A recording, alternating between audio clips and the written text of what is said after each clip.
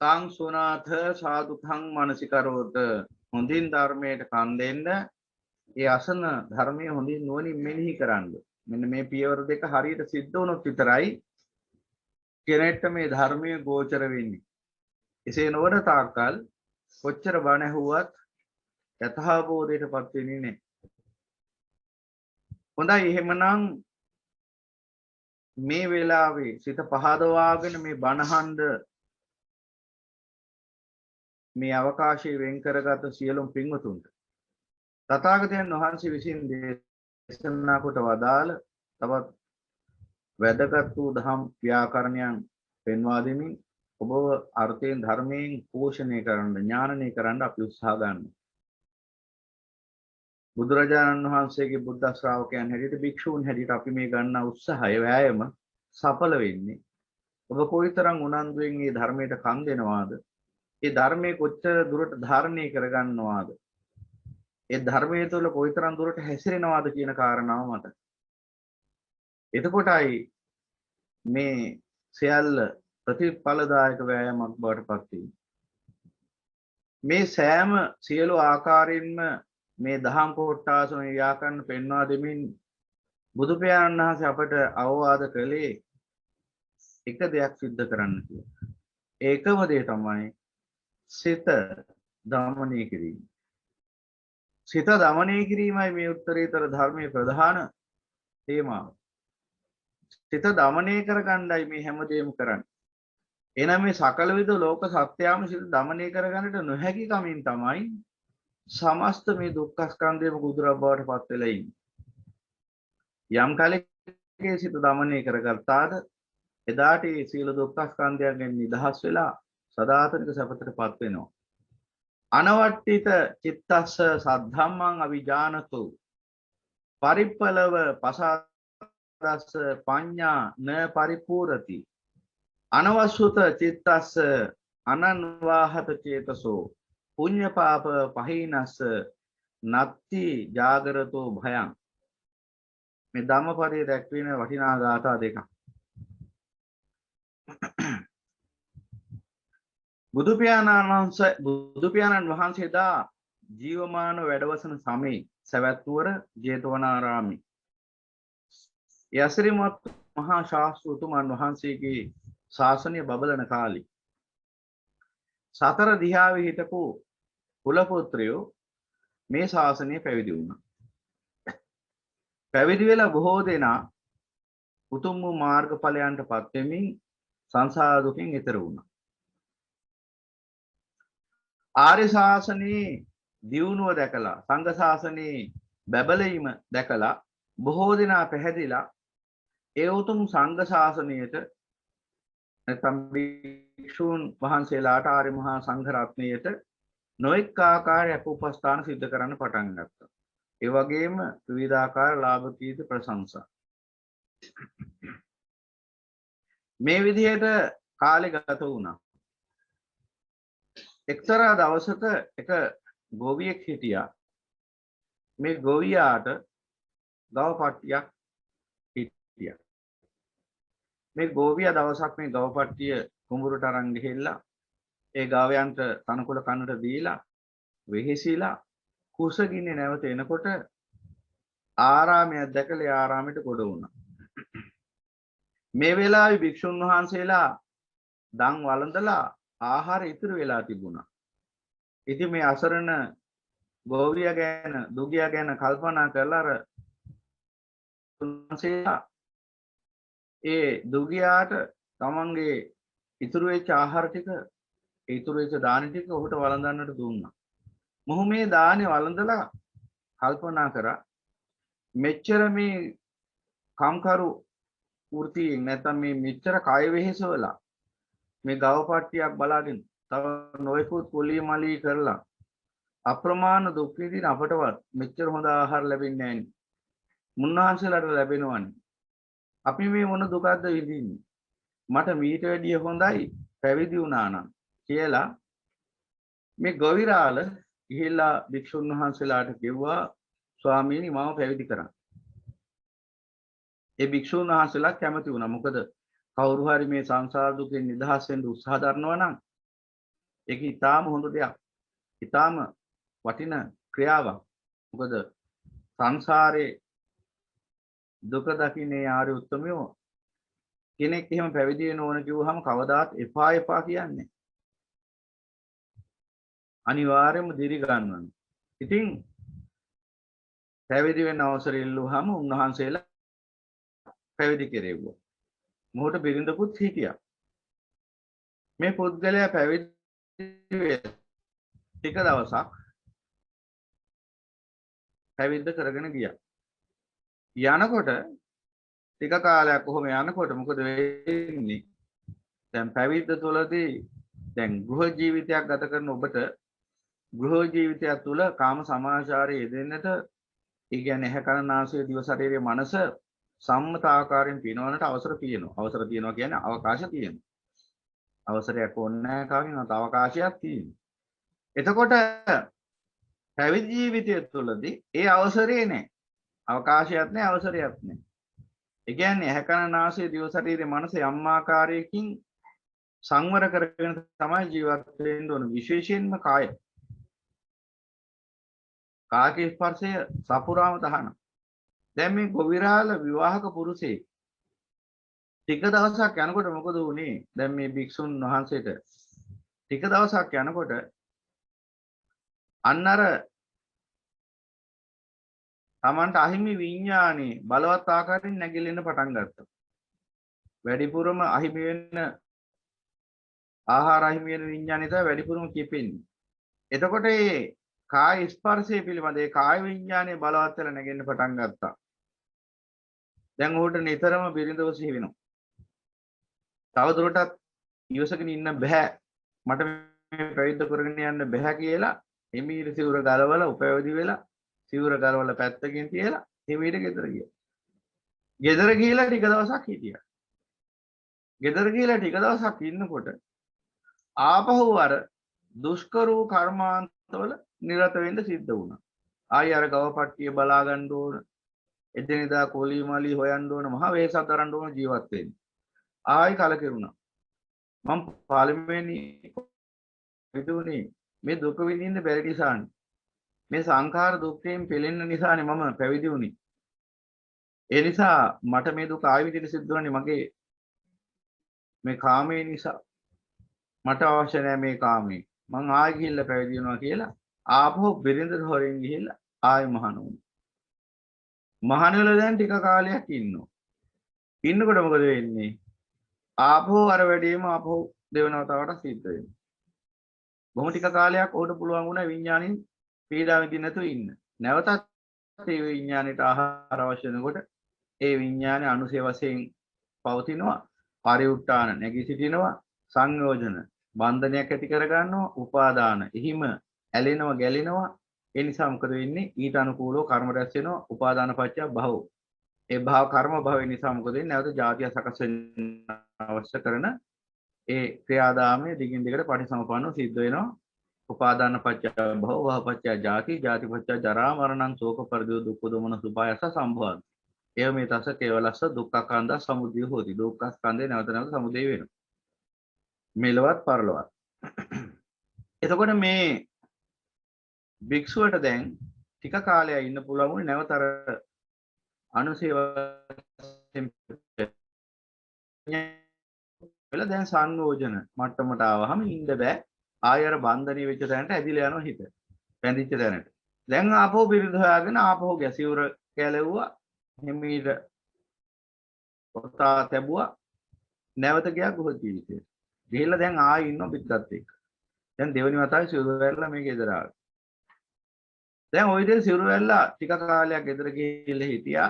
ආපහු ඉතින් ඒ ආසාවන් සම්පූර්ණ කරගෙන ඔහොම ඉන්නකොට ආපහු අර පැරණි සංකාර දුකේට ආය යදගෙන වැටෙනවා. දැන් ආපහු ජීවත් වෙන්න අප්‍රමාණ දුකක් විඳින්න ඕන. ආය ගවපට්ටිය අරගෙන හතර අතේ ඇවිදින්න ඕන, තනුකොළ කපලා දෙන්න ඕන, පුණක්කු දෙන්න ඕන, වතුර දෙන්න ඕන. දහසක් වැඩ කටයුතු කොලී මලි හොයන්න ඕන ජීවත් වෙන්න ආපහු ලොකු සටනක යෙදෙන්න ඕන. ආයෙ කලකිරුණා මේ මොන දුකක්ද මම විඳින්නේ මේ කාමයේ නිසානේ මට මේ හැමදාම මේ විදිහට වෙන්නේ කියලා කලකිරිලා ආපහු බිරිඳ වතෑලා බිරිඳට හොරෙන් ආයෙ ගිහිල්ලා මහාන වුණා.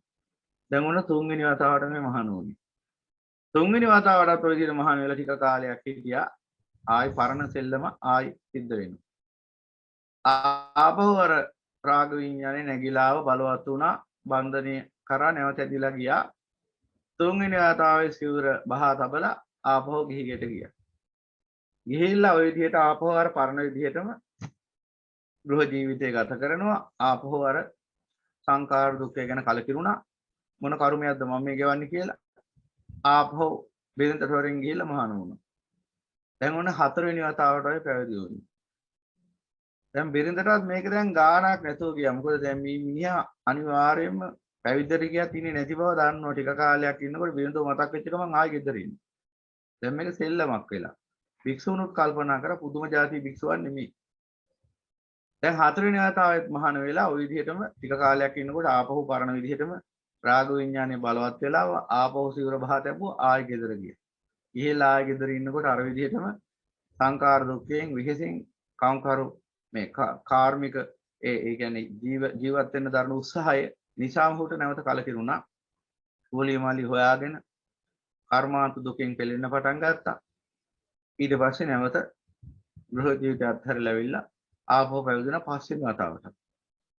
පස්වෙනි වතාවටත් ඔහොම ඉන්නකොට ටික කාලයක් ඉන්නකොට ආපහු බොහොම සුළු කාලයකදී ආයි පැවිද්දේ පා වුණා. මේ සැරෙත් මම ගෙදර යනවා කියලා සිවුර බහා තබලා ආයි ගිහිල්ලා ගෘහ ජීවිතයට ගිහිල්ලා ටික කාලයක් ආයර විදිහටම හිටියා. දැන් මේ පස්වෙනි වතාව. ඊට පස්සේ මේ විදිහට මේ සැරේ ගෘහ ජීවිතය ගත කරද්දී අර විදිහටම ගෘහ ජීවිතයේ පවතින ආදීනව ඒ කර්මාන්ත නිසා ඇතිවෙච්ච දුක විතරක් නෙමෙයි බිරිඳගේ තියෙන අඩුපාඩුකම් නිසා ඇතිවෙච්ච දුකක් මේ ඔක්කොම හේතු වෙලා මොන කරදරයක්ද මම මේ පුහුලන්නේ කියලා ආපහු ගිහලා පැවිදි වුණා 6 වෙනි වතාවට. 6 වෙනි වතාවටත් පැවිදි වෙලා ආයි අර විදිහටම හිත දමනය කරගන්න සමත් නැහැ මේ භික්ෂුව. හිත කියන පදයට නටන්න පටන් ගත්ත නිසා මොකද වුනේ? ආපහු 6 වෙනි වතාවට සිවුර බහා තබන්න සිද්ධ වුණ උපයවදි වුණා. ආපහු ගෙදර ආවා. ගෙදර ඇවිල්ලා ඉවර වෙලා දැන් ඉන්නවා. දැන් ආපහු කුඹුරු කරනවා. කර්මාන්තයේ දෙනවා, කුලියමාලි හොයනවා, ගවපටිය නඩත්තු කරනවා. මෙහෙම දහසක් වැඩ කර ඉන්නවා. එක්තරා දවසක මේ ගොවියා කැලේට ගියා යම්කිසි කාර්යයකට. කැලේට ගිහිල්ලා මේ කර්මාන්තය පිණිස යම්කිසි දවදඬු ආදිය සොයා ගන්න. මෙහෙම ගිහිල්ලා කැලේට ගිහිල්ලා නැවත ගෙදර එනකොට මේ තමන්ගේ බිරිඳගේ නැන්දම්මත් බලාගෙන හිටියා. දැන් කැලේ ඉඳලා ඔහු එනවා ගෙදරට. ගෙදරට ඇවිල්ලා ගෙදරට ගොඩ වැදිනකොට බිරිඳ හොඳටම නිදාගෙන හිටියේ. ඇය බොහොම නිදාගෙන හිටියේ. දැඩි නිින්දක හිටියේ. ඇයගේ සලු පිළිපවා මෙහෙ වෙලා තිබුණා. කටින් කුණු කියලා වගුරුවාගෙන ගොරව රීති. ඇස් දෙකක් තිදිමෙලා. මෝනත් තිදිමෙලා. මොහු ගිහින් දැක්කහම ඔහුට පේන්න ගත්තේ මලකුණක් වගේ. මැරිලා ඉදිමෙච්ච උද්දුමාතකම්. මැරිලා ඉදිමෙච්ච මලකුණක් වගේ තමන්ගේ විරුද්ධව පේන්න ගත්තා. ඔහු කල්පනා කරා මම මේ වටිනා පැවිද්ද අත්හැරලා 6 වතාවක් මේ ගෘහයට ආයෙ ඇදිලා මේ ස්ත්‍රිය නිසා මේ මෑයට ඇතිවෙච්ච බැඳීම නිසානේ මෑ කෙරෙහි ඇති කරගත්ත ඇල්ම නිසානේ මේ රූපයට බැඳිච්ච නිසානේ මේ රූපයෙන් ලබන ස්පර්ශය නිසා නේද යනාදි වශයෙන් සිහි කරන්න ගත්තා. සිහි කරද්දී අනිච්චං දුක්ඛං කියලා කියුණා. බුද්ධ වචනේ අසිරිමත් වූ බුදු පියාණන් වහන්සේගේ බුද්ධ වචනේ සිහි වුණා. ඒ වෙලාවේ මොකද කරේ? ඔහු නැවතත් හෙමින් සීරුවේ ගෙයින් බහැලා දොට්ට බහැලා අර බිරිඳ එහෙම නිින්දේ මිදිද්දි ඔහු නික්මිලා යන්න ගියා. දැන් මේ පුරුෂයාගේ ස්වરૂපය දන්න නිසා කවුරුත් මේ මොහු යන්නේ පන්සලටද කොහෙටද කියලා දාන්නවා. ඊට අවශ්‍ය ඇඳුම් පැළඳුම් ඇඳගෙන නික්මිලා යනකොට මේක නැන්දම්ම දැක්කා. නැන්දම්ම කල්පනා කරා වෙනද යන විදිහට නෙවෙයි මේ සැරේ ගියේ. වෙනද යන විදිහට නෙවෙයි මේ සැරේ ගියේ. මේ සැරේ ටිකක් ගමන අමුතුයි. මොකද වෙනදා යන කාලයක් තියෙනවා මේ සැරේ අකාලේ ගියේ. දැන් මේ වෙනකොට ඇය ගැබ්බර වෙලත් හිටියා. ඉතින් ශරීරෙ මිදිවිලා නිසා ඔහුට අර විදිහට තමයි පෙර රුද්ධමාතකම්. ඉදිමිච්ච මලමිනියක් වගේ. ඉතින් නැන්දම්ම කල්පනා කර මේ සැරේ කාලයට කලින් යනවා. අකාලේ යන්නේ කියන්නේ තව කාලයක් ඉන්න ඕන හරිනම් ගොහ ජීවිතේ. උන් දන්නවා කාල පරාසය. මෙච්චර කාලයක් ඉන්න ඕන. ඊට කලින් යනවා. ඇයි මෙහෙම උනේ කියලා නැන්දම්මා නැත්නම් අර බිරිඳගේ අම්මා ගෙදරට ඇවිල්ලා බලද්දී අය නිදාගෙන ඉන්න ආකාරය දැකලා අනිවාර්යෙන් මෑයගේ මේ විකාර රූපී නින්ද නිසා මෑයගේ මේ විකාර රූපය නිසා තමයි ඔහු කලකිරිලා මේ යන්නේ කියලා ඇයට දෙකක් ගහලා හැරවලා තිගේ තියෙන විකාර රූපී නින්ද නිසා අන තිගේ සැමියා මේ සැරේ නම් දාලා යන අනිච්චන් දුක්ඛන් කියේ ආයෙ නම් එන පාටක් නැහැ කියලා. කිව්වම අර බිරිඳ නැගිටලා කිව්වා අනේ මෑණියනි ඔය මිනිහගේ හැටි මන් දන්නේ නැද්ද කියලා. කොහොම හරි ඔය විදිහට ඔය කතාව එහෙම සිද්ධ වුණා. ඊට පස්සේ 6 වෙනි වතාවේ සිවුරු ඇරලා ඇවිල්ලා නැවත 7 වෙනි වතාවේ පැවිදි වෙන්න ගියා. ඉහළ භික්ෂුන් වහන්සේලාට කිව්වා අනේ අපි මාව පැවිදි කරන්න කිව්වා. භික්ෂුන් වහන්සේලා එවර ප්‍රතික්ෂේප කරා. ප්‍රතික්ෂේප කරේයි ඔබත් එක්ක මේ සෙල්ලම කරන්න බෑ අපිට. දැන් 6 වතාවක් සිවුරු ඇරලා ගියා. දැන් මේ වැඩේ කරනවා කී වතාවක් දැන් මෙහෙම වුණාද? මේක තේරුමක් නැති වැඩක්. එක්ක ඔබ ගෘහ ජීවිතේ ඉන්න ඕන, එක්ක පැවිදි ජීවිතේ ඉන්න ඕන. දැන් දෙකම නැහැ ඔබට. කියලා භික්ෂුන් දොස් නැගුවා. ඊට පස්සේ මේ පුද්ගලයා මේ ගෝවියා බොහෝ ආයාචනා කරන්න පටන් ගත්තා. ඊට පස්සේ ඔහුගේ ආයාචනයේ නිසාම අන්තිමට භික්ෂුන් කරුණාව උපදවලා මේ පුද්ගලයාව නැවත මහාන කරා. හිතට වහල් වෙච්ච නිසා මේ පුද්ගලයාට නමක් දැම්ම චිත්තහත්ත කියලා. ඊට පස්සේ එහෙම නමක් දාලා චිත්තහත්ත කියන නම දාලා හිතට වහල් වුණා කියන අදහසින් උන්වහන්සේව කොමාටි පැවිදි කරා. පැවිදි කරලා ඊට පස්සේ අර වෙනදා නැති දෙයක් වුණා අනිච්චන් දුක්ඛං. මොකද්ද මේ තේරුම කියලා අහලා දැනගෙන ධර්මයත් අවබෝධ කරගත්තා. අවබෝධ කරගෙන මේ සැරේ ඔහුට හම්බුණා හරිම කර්මස්ථානයේ මර්මස්ථානයේ අහුණා. දැන් මෙච්චර කාලයක් ගෙදර ගියේ අර බිරිඳව සිහි වෙලා. දැන් ਉਹ බිරිඳව සිහි වෙනකොටම අර එදා දැක්ක විකාර රූපේ අසුභ රූපේ සිහි කරනවා. මේ විදිහට සිහි කරමින් යනකොට ඔහුට ඇය කෙරෙහි තිබිච්ච රාගය පහ වෙලා ගියා. ඇය කෙරෙහි තියෙන රාගය පහ වෙලා ගියා විතරයි. ඔහුට නැවත බන්ධනයක් ඇති කරගන්න හේතුවක් තිබුණේ නැහැ ලෝකෙ. සියලු රාග ප්‍රහාණයටපත් වෙලා විරාගෝ නිබ්බාන ඒ උත්තරීතර අරිහත් ඵලයටපත් වුණා සිව්පිලිසිදියා සහිතව. සිව්පිලිසිදියා සහිත මහරහතන් වහන්සේ කෙනෙක් බවට පත් වුණා. ඊට පස්සේ මේ ප්‍රවෘත්තිය පැතිරෙන්නට පටන් ගත්තා. 6 වතාවක් සිවුරු හැරපු මේ හාමුදුරුවෝ 7 වෙනි වතාවේ පැවිදි වෙලා ඊටාම කෙටි කාලෙකින් අරිහත් ඵලයටපත් වුණා. සියලු කෙලෙසුන් නැසුවා.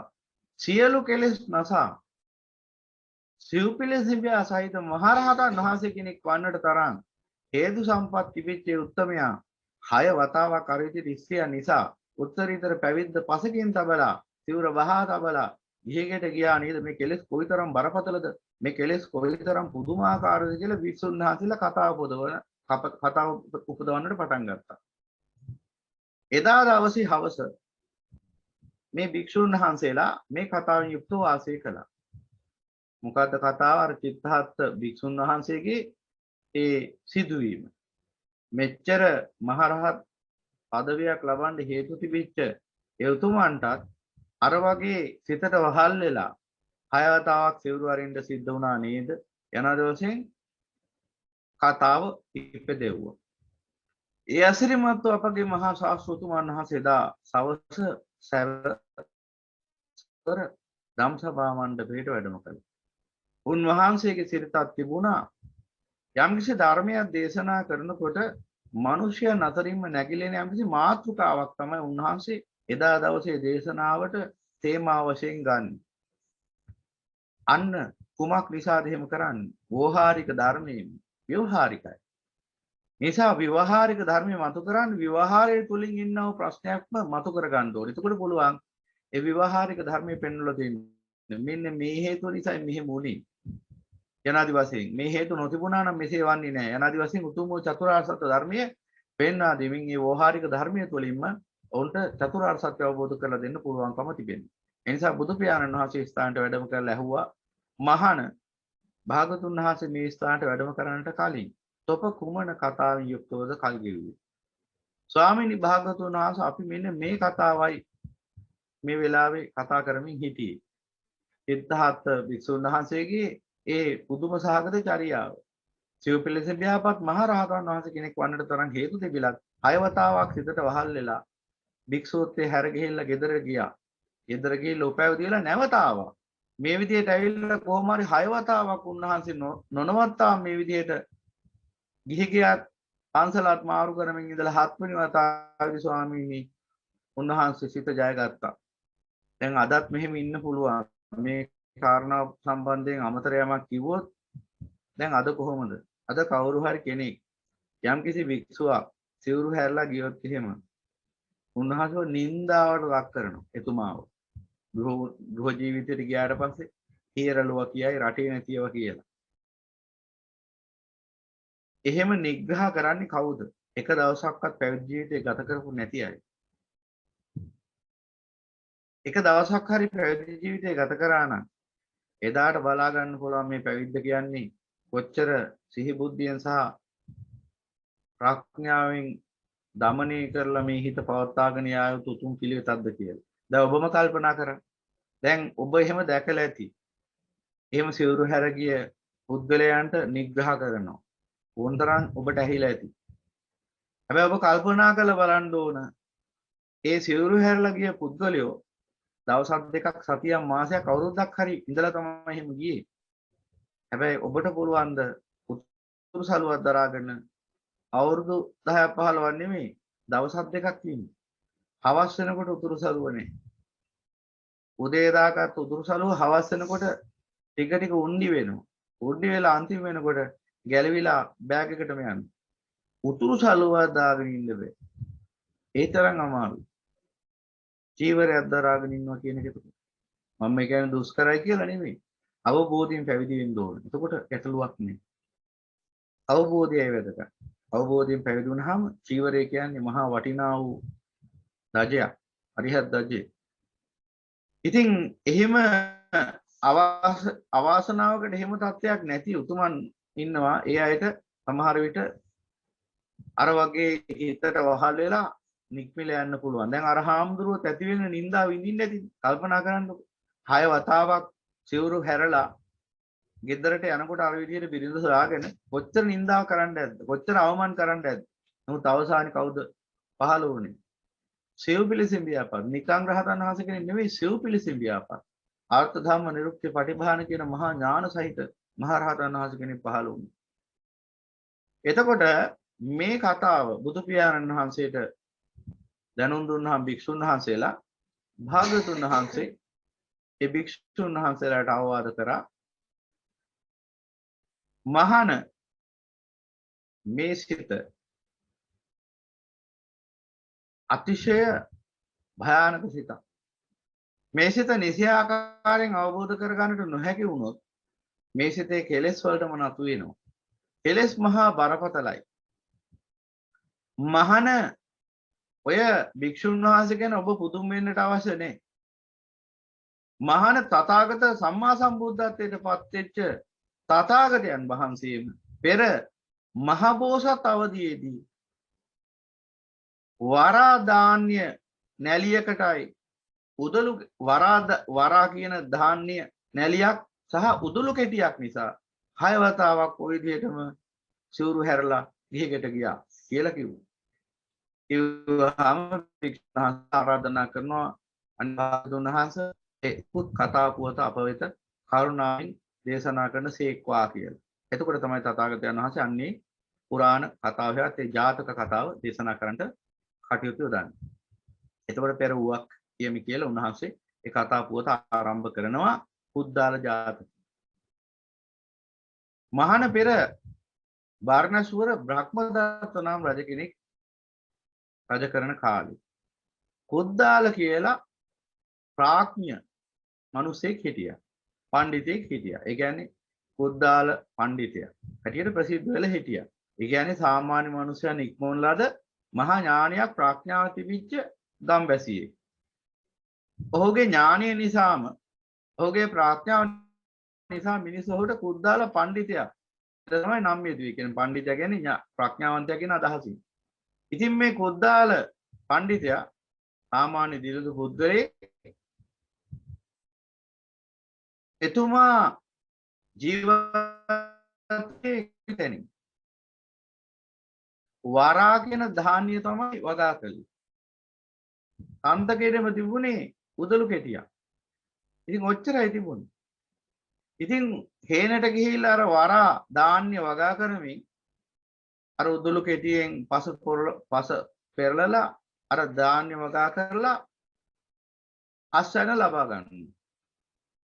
ඊට පස්සේ ඒ අස්වැන්න සිතුසේ භුක්ති විඳලා එක නැලියක් ඉතුරු කර ගන්නවා බිත්තර ධාන්‍ය වශයෙන්. ඒ කියන්නේ බීජ ධාන්‍ය වශයෙන් ඊළඟ වගා කන්නේද. ඊට පස්සේ මොකද වෙන්නේ? ඊට පස්සේ කල්පනා කරනවා මොන වෙහසක්ද මම මේ දරන්නේ? මේ හේනකට ගිහිල්ලා මේ අවුවේ පිච්චි මොන හේකටද මම මේ දුක් විඳින්නේ? මොනවද අවසාන ලැබෙන්නේ? මේ මහ බෝසතාණන් වහන්සේ අපගේ කුද්දාල පඬිතුමා කල්පනා කරනවා මොකද්ද මේ වැඩේ තේරුම? දානෙ ටිකක් හොයා ගන්නවා, ඒක වළඳනවා, ඊට පස්සේ ආයෙ වගා කරනවා. මේක මහ කරදරකාරී ජීවිතයක්. මේක මහ දුක්ඛිත ජීවිතයක්. මේක මහ වෙහෙසකාරී ජීවිතයක්. මීට වැඩිය හොඳයි අවිවාහක හිටි. මීට වැඩිය හොඳයි වනයේට ගිහිල්ලා තාපසයෙක් වශයෙන් ජීවත් වුණා නම් සුවයෙන් සැහැල්ලුවෙන් ඉන්න තිබුණා. මෙහෙම හිතලා මේ කුද්දාල පඬිතුමා මොකද කරන්නේ? අර ධාන්‍ය නැලියයි උදුළු කෙටියයි ගෙදරම දාලා අමතක කරලා යනවා නේද? ගිහිල්ලා ටික කාලයක් වනේ තාපසයෙක් වශයෙන් ඉන්නකොට ටික කාලයක් යනකොට අර වැඩේම තමයි වෙන්නේ. විඥාන බලවත් වෙනවා අපහො. ඊට අදාළ රාග දේශ මොහ විඥාන. බලවත් වෙනකොට මතක් වෙනවා අර වරා ධාන්‍ය නැලියයි උදුළු කෙටියයි. ඔය දෙක මතක් වුණාම ආයි ගොවිතැනට වැස්සනම් හොඳයි කියලා හිතෙනවා. අර ධාන්‍ය ටික අපතේයි කියලා හිතලා ආයි තාපස ජීවිතය අත්හැරලා ගෘහ ජීවිතයට එනවා. ඇවිල්ලා අර උදුළු කෙටි අරගෙන ආපහු පොළොව කොටලා ආයි ධාන්‍ය ටිකක් වගා කරලා ඒකෙන් අස්වැන්න ලබලා ඒකෙන් සිතුසේ භුක්ති විඳලා ආයි නැලියක් ඉතුරු කරගෙන කල්පනා කරනවා ඊළඟ කන්නේ මේ ටික වගා කරන්න ඕන කියලා. එහෙම හිතලා ආපහු කලකිරිනවා. මොන දුකක්ද මම මේ විඳින්නේ? එයා ඔය පිච්චි හේනක් වගා කරනවා. දාන ටිකක් හොයා ගන්නවා. ඒක කනවා. ආපහු ඊළඟ කන්නේ වගා කරනවා. මේක ඉවරයක් නැති වැඩන්නේ. මීට වැඩිය හොඳයි තාපස ජීවිතයට ගියා නම් කියලා හිතාගෙන ආපහු අර ධාන්‍ය නැලියයි උදුළු කෙටියයි අමතක කරලා ආපහු යනවා තාපස ජීවිතයට. දෙවනි වතාවෙත් ඔය විදිහට තාපසයෙක් වශයෙන් හිමාලයට යනවා. ගිහිල්ලා හිමාල වනේ ටික කාලයක් ඉන්නකොට ආපහු මතක් වෙනවා අර ධාන්‍ය නැලියයි උදුළු කෙටියයි. ආයෙ ගොවිතැනට බැස්සනම් හොඳයි කියලා අර විඥාන බලවත් වෙනකොට ආපහු එනවා ගමට. ඇවිල්ලා ආයෙ වගා කරනවා. ওই විදිහට කුද්දාල පඬිතුමා 6 වතාවක් අර විදිහටම 6 වතාවක් මේ ධාන්‍ය නැලියයි උදුළු කෙටියයි නිසා උතුම් වූ අර තාපස පැවිද්ද පවත්හැරලා ගෘහ ජීවිතයට එනවා. ඇවිල්ලා දුක් විඳිනවා. ඊට පස්සේ මේ විදිහට දැන් 6 වෙනි වතාවට සිවුරු හැරලා ආවා. දැන් මේ සැරේ කල්පනා කරා මට මේ මොකද වෙන්නේ? ගෘහ ජීවිතයේදී හිතෙනවා පැවිදි ජීවිතයට ගියා නම් හොඳයි කියලා. තාපස ජීවිතේ. තාපස ජීවිතේ ටික දවසක් ඉන්නකොට හිතෙනවා ගෘහ ජීවිතයට ගියා නම් හොඳයි කියලා. ඊට පස්සේ කල්පනා කරලා බැලුවා තාපස ජීවිතේදී මට මොකද්ද මේ ආපහු ගෘහ ජීවිතයට එන්න තියෙන බන්ධනේ? එතකොට දැක්කාර වරා ධාන්‍ය නැලියයි උදුළු කෙටියයි. මේ දෙක නිසායි මේ ආපහු එන්න සිද්ධ වෙන්නේ උතුම් පැවිද්දත් අරගෙන. තාපස පැවිද්දත් අරගෙන. එහෙනම් මේ දෙක මේ ගෘහයේ තියෙනකම් මට මේ උතුම් තාපස පැවිද්ද කරන්න වෙන්නේ නැහැ. මේ සමන් හොඳ වැඩක් අද කරනවා කියලා ගත්ත වරා ධාන්‍ය නැලියයි උදුළු කෙටියයි අරන් ගියා මහ ගඟ ගාවට. ගඟ ගාවට ගිහිල්ලා ගඟේ ගැඹුරු තැනක් බලලා ඇස් දෙක වහගත්තා.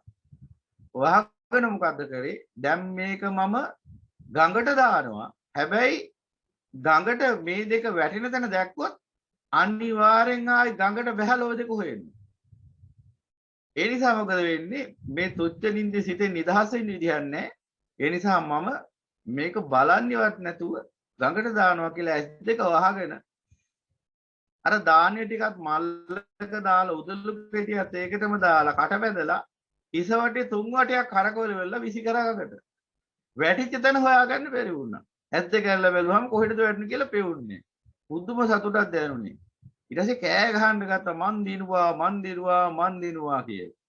මේ වෙලාවේ මෙහෙම කෑ ගහනකොට සතුටට මේ ගඟ පහළ හිටියා ඒ ගම් තීරයේ වෙලාවේ හිටියා බර්ණස් රජුරුව මහා සේනාවක් පරාජයටපත් කරලා නුවරක් විජිතයක් ජය අරගෙන ආපහු වෙන ගමන් වේස නිසා ගඟෙන් පහසු වෙලා ගඟ අද්දර වැල්ලට වෙලා පොඩ්ඩක් විවේකයෙන් හිටියා. එතුමාට හැවුණා මේ කුද්දාල පඬිතයා කෑ ගහනවා මන් දිනුවා කියලා. ඊට පස්සේ රජතුමාට සැකේකුත් හටගත්තා. තවත් කවුරු හරි විජිතයක් සංග්‍රාමයක් කරලා විජිතයක් ජයග්‍රහණය කරගෙන ඇවිල්ලා දන්නේ නැහැ කියලා කිව්ව සෙබළුන්ට කියලා බලන්න කියලා. සෙබළු ඇවිල්ලා බැලුවාම මෙලෝ දෙයක් නැහැ. සාමාන්‍ය ගොවිරාළ කෙනෙක් ඉන්නව මන් දිනුවා කියලා කෑ ගහලා. ඊට පස්සේ රජතුමාට ඒ බව කිව්වහම රජතුමා කිව්වා ගේ හොඳට විස්තර හොයන්න.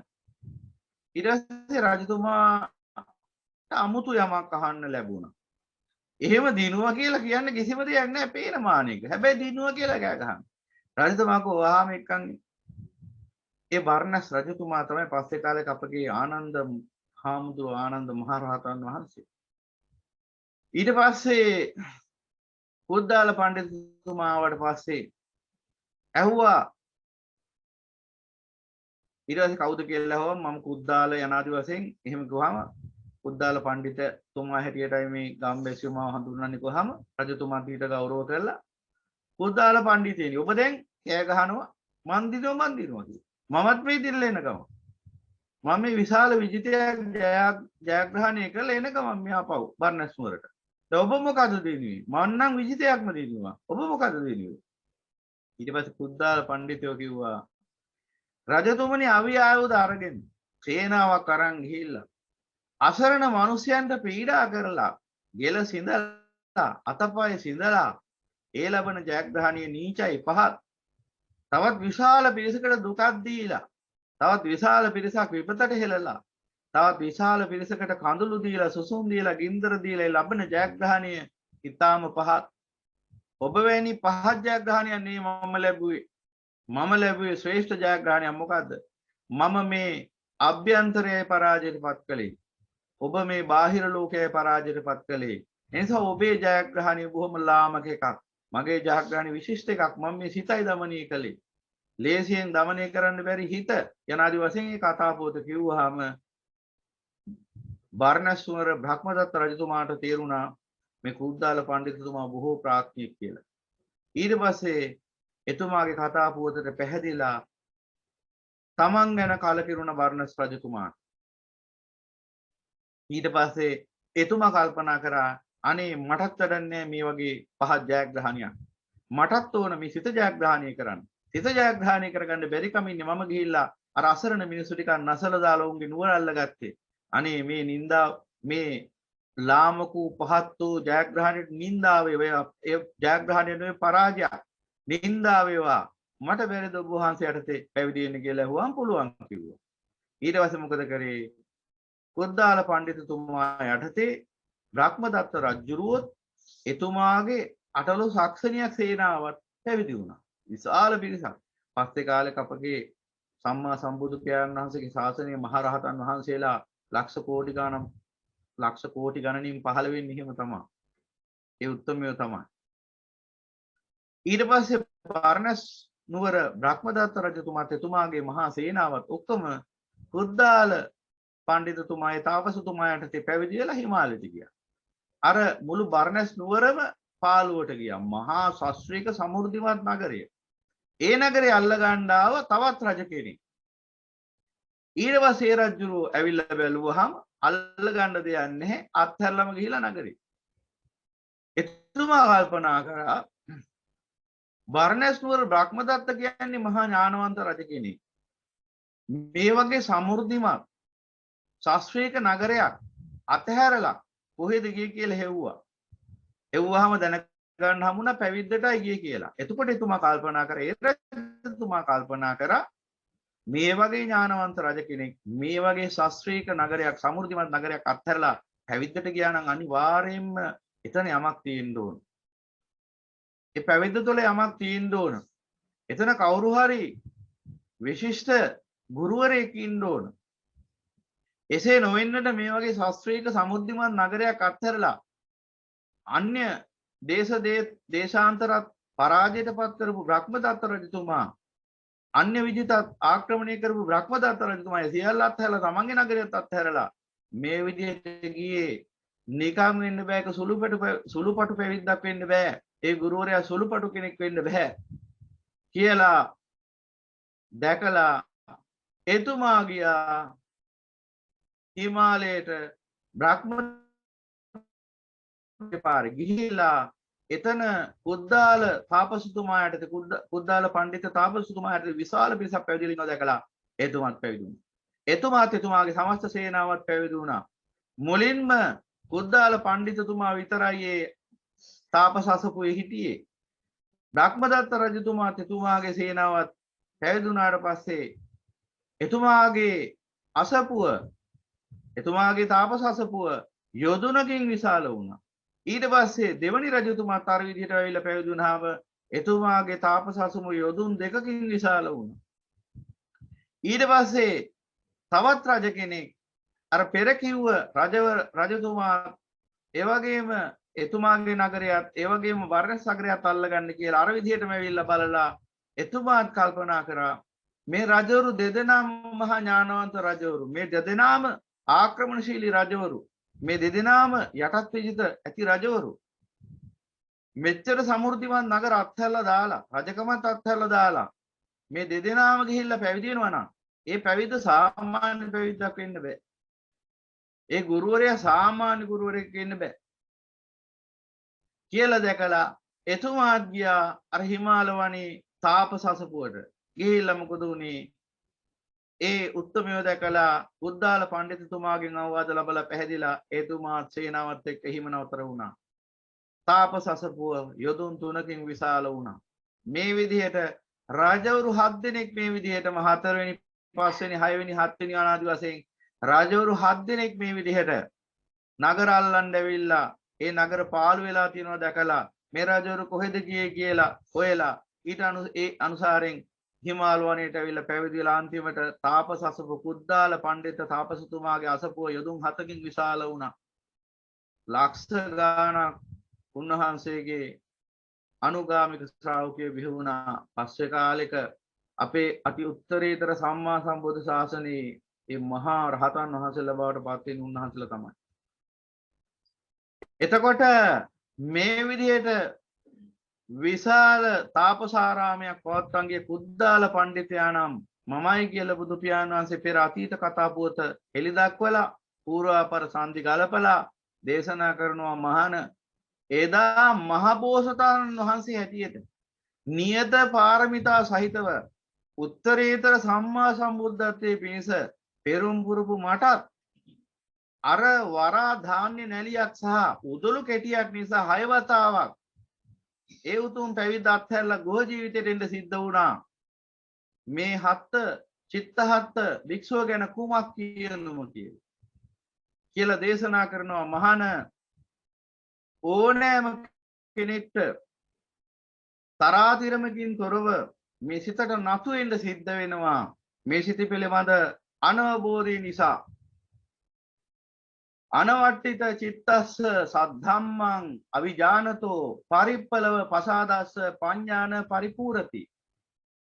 අනවට්ටිත චිත්තස්ස චංචල වන්නා වූ සිත ශ්‍රද්ධාවේ නොපිහිටිය කම්පා වන්නා වූ චංචල වන්නා වූ සිත චපල සිත සද්ධම්මං අවිජානතෝ ධර්මයේ දැනගන්නේ කවදාවත්.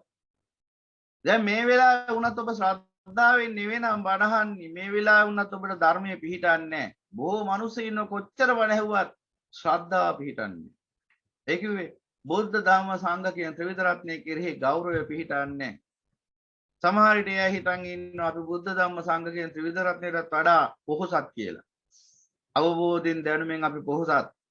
එහෙම නැත්නම් අපටත් වඩා පහළින් ඉන්න ත්‍රිවිධ රත්නය අනාදි වශයෙන් විවිධාකාර ඔලොමොට්ටල මාන උඩකුකන් නිසා බාන ඇහුවත් සමහර මිනිසයන්ට මේ ධර්මයේ පිහිටන්නේ නැහැ. ඇයි අනවට්ටිත චිත්තස්ස ශ්‍රද්ධාව නැති නිසාම දැන් අර මුදුන් මුලක් හරියාකාරව නැති ගහ නිතර සෙලවෙන ඒ වගේ මැදගෙන වැටෙනවා. හැබැයි මුදුන් මුලක් ඇති ගහ යම් චලනයක් තිබුණත් ඒ කඩාගෙන වැටෙන්නේ නැහැ. ඒ වගේ මේ ශ්‍රද්ධාවේ මුල පිහිටියේ නැත්තම් චංචල ශ්‍රද්ධාවක් නම් තියෙන අනවට්ටිත චිත්තස්ස ඒ හිත චලනි වෙන හැමතිස්සෙම පිහිටන්නේ ශ්‍රද්ධාව පිහිටන්නේ බුද්ධ ධම්ම සංඝ ත්‍රිවිධ රත්නයේ කෙරෙහි ගෞරවයෙන් යුක්තව වාසය කිරීමක් නැහැ. ඒ නිසා සත් ධම්මං අවිජානතෝ ධර්මයේ සත් ධර්මයේ දැනගන්නේ කවදාවත්. කොච්චර බණහගෙන හිටියත් ධර්මෙ පිහිටන්නේ. අර කොච්චර හොද්දේ තිබුණත් හැන්ද ඒ සූපේ රසය දන්නේ වගේ කොච්චර පඬිතු ඇසුරු හිටියත් කොච්චර බුද්ධ ශ්‍රාවකයෝ ඇසුරු හිටියත් කොච්චර කල්යාණ මිත්‍රයෝ ඇසුරු හිටියත් ඒ පුද්ගලයා බාලයෙක්මයි හැමදේම. ඇයි ඒ? අනර අනවට්ටිත චිත්තස්ස නිවන් දකින්න ඕන කියනවා. සංසාරේ උපදින්න බෑ කියනවා. භයානකයි කියනවා සසර. ආයෙනම් උපතක් ඕනේ නැහැ කියනවා. ඒ වුණාට සත්‍ය ධර්මයේ පිළිබඳ ශ්‍රද්ධාව පිහිටන්නේ නැහැ හිත. ඒ නිසා සත් ධම්මං අවිජානතෝ හැමදේම දන්නේ නැහැ කියලා තමයි කියන්න සිද්ධ වෙන්නේ. පරිප්පලව පසාදස්ස පඤ්ඤාන පරිපූර්ණති. ඒ ස්ථිර පිහිටීමක් නැති ශ්‍රද්ධාවක් නැති ශ්‍රද්ධාව ස්ථිර වශයෙන් පිහිටන්නේ නැති පුද්ගලයාට පඤ්ඤාන පරිපූර්ණති ප්‍රඥාව පූර්ණ වෙන්නේ. කවදාවත් ප්‍රඥාව පූර්ණ වෙන්නේ. අර මං එදත් දේශනාවේදී කිව්වා සූම් එකේදී විචිකිච්ඡාව කියන්නේ. ඔන විචිකිච්ඡාවත් අර ශ්‍රද්ධාව දුර්වලකම එක ප්‍රතිඵලයක්. ප්‍රඥාව ශ්‍රද්ධාව දෙකම දුර්වල වුණාම තමයි විචිකිච්ඡාව ඇති වෙන්නේ. විචිකිච්ඡාව නිසා මොකද වෙන්නේ? ශ්‍රද්ධාව මොට වෙන්න ගන්නවා. ඊට පස්සේ මොකද වෙන්නේ? ශ්‍රද්ධාව නැත්තටම නැති වෙලා යනවා අන්තිමට. මොකද වෙන්නේ? ඒ අශ්‍රද්ධාවන්ත කම නිසාම ශ්‍රද්ධාව පිහිටියේ නැති නිසාම වාද වේද විවාද ඇති කරගන්න ගිහිල්ලා අන්තිමට ඇහෙන බණ පදේ අහගන්න බැරි මට්ටමට ප්‍රඥාව මොට වෙලා යනවා සමහර මිනිස්සු. කොච්චර ධර්මයේ දේශනා කළත් හොයන්නෙම සිදුරක් ධර්මයේ. පැය ගණන් බණ දේශනා කළත් හොයන්නේ සිදුරක් තියනවද කියලා. සිදුරක්මයි හොයන්නේ. මෙච්චර දවසක් උතුම් වූ චතුරාර්ය සත්‍ය පටිච්චසමුප්පාදයේ ත්‍රිලක්ෂණයේ දේශනා කරා. දැන් සතර සතිපට්ඨානයක් දේශනා කරනවා. මෙච්චර මේ ගැඹුරු ධර්ම කාරණා දේශනා වෙද්දී ඒ ධර්ම දේශනා තුලින් ප්‍රතිඵල ලබන්නේ නැතුව අන්නර කවුද පුද්ගලයෙක් දෙන්නේ ආනන්තරික පාප කර්මය ගැනම හහයි ඉන්නවා. මේක ඉස්සෙල්ලා දේශනා කරාම ආනන්තරික පාප කර්මය චේතනාවෙන් යුක්තවයි සිද්ධ වෙන්න ඕන. එතකොටයි ඒ පාප කර්ම සිද්ධ වෙන්නේ කියලා බුදු පියාණන් වහන්සේ පැහැදිලිව දේශනා කරලා තියෙද්දි චේතනා සීලය කිව්වේ සෝවාන් පුද්ගලයාට එවඳු මහා භයානක ආකාරයේ අකුසලයන් පිළිබඳ චේතනාව පහළ වෙන්නේ නැහැ. චේතනා සීලයේ කිව්වේ කුම් සීලයට. එහෙම දේශනා කරලා තියෙද්දි තව සූත්‍ර දේශනා තියෙනවා මම ඉදිරියට පෙන්නන්නම්. ඒ සූත්‍ර දේශනා මේ වෙලාව කියන්න වෙලාවක් නෙවෙයි. එබඳු ආකාරයෙන් දේශනා කරලා තියෙද්දි නිවන් දකින්න කිසිසේත්ම අදාළ නැති කාරණාවක්ම අල්ලගෙන ඒක පස්සේ මුල්හු බදිනවා. ඇයි ඒ? අර තියෙන ශ්‍රද්ධා දුර්වලකම නිසා. බුද්ධ ධම්ම සංඝ කියන ත්‍රිවිධ රත්නයේ කෙරෙහි ගෞරවය පිහිටන්නේ නැහැ. ඒ භික්ෂූන් කෙරෙහි ගෞරවය පිහිටන්නේ නිසාම හිඩසක් හොයන්නේ හැමතිස්සෙම. හිඩසක්. මොනවා හරි අපහාසයක් අවමානයක් කරන්න මොනවා හරි අපවාදයක් කරන්න හිඩසක් හොයනවා. ඒ නිසා වැඩකට නැති කොටසක්ම අල්ල ගන්න හදන හැමදේම. ඒ නිසා මොකද වෙන්නේ? පරිප්පලව පසාදස්ස ශ්‍රද්ධාව ස්ථිරසාරව පිහිටන්නේ නැහැ හිතේ. ඒ නිසා පඤ්ඤාන පරිපූර්ණති ප්‍රඥාව පිරෙන්නේ නැහැ හිතේ. ප්‍රඥාව පූර්ණ වෙන්නේ නැහැ. හැමදේම දුෂ්ප්‍රඥයි. ඒ නිසාම දුෂ්ප්‍රඥකමට අර වගේ දුෂ්ප්‍රඥ තැනම තමයි අහුවෙන්නේ. එතනින් එහාට වැඩින්නේ ධර්ම අවබෝධය. දැන් ඔච්චරෝක සහසුද්දෙන් ඔය තර්ක විතරක වාද කර කර චේතනාවෙන් මැරුවොත් විතරයිද ආනන්තරික පාප කර්මයෙන් චේතනාවෙන් මරන්න නැතුව ඉන්න බැරිද? වෙන මිනිහෙක් දන්නේ නැතුව අම්මා තාත්තා කියලා මරන්න බැරිද? යනාදි වශයෙන් මේ ප්‍රශ්නේ මේ හිතා බහින්න හදන්නේ හරියට අම්මා තාත්තා මරන්න ඉඩක් තියනවද නැද්ද කියලා දැනගන්න වගේ. කුරා කුඹියෙක්වත් මරන්නේ නැති මිනිසෙක් අම්මා තාත්තා චේතනාවෙන්ද මැරෙන්නේ, චේතනාවෙන් නොවේද මැරෙන්නේ, අත්තරදීමකින්ද මැරෙන්නේ කියලා හිතන්නවත් දෙයක් නැහැ. කුරා කුඹියෙක්වත් මරන්න අදහසක් චේතනාවක් නැගෙන්නේ නැති මිනිසෙක් ඕක මහ ප්‍රශ්නයක්ද? අහන්න ඕන ප්‍රශ්න ඕවද? චතුරාර්ය සත්‍ය ගැන නෑ ප්‍රශ්න. පටිච්ච සමුප්පාදය ගැන නෑ ප්‍රශ්න. ත්‍රිලක්ෂණය ගැන නෑ ප්‍රශ්න. ප්‍රශ්නේ තියෙන ආනන්තරික පාප කර්මය ගැන. කොතනද ඉන්නේ? කොතනද ඉන්නේ? කල්පනා කරලා බලන්න. බුදු පියාණන් වහන්සේ දේශනා කරනවානි සෝවාන් පුද්ගලයා ගැතින් කිසිසේත් මවක් මැරෙන්නේ නැහැ, පියෙක් මැරෙන්නේ නැහැ කියලා. ඉතින් ඒ ධර්මයේ එපමණකින් දරාගත්තත් ඇතිනේ. ආයි ප්‍රශ්නයක් ඇති වෙන්නේම නැහෙනි. එහෙනම් බලන්න ඕන දැන හෝ නොදැන මව්පියා මරනවාද කියලා නෙවෙයි. Tamanට උතුම් සෝවාන් ඵලය අත්පත් කරගන්න බැරිද කියලයි.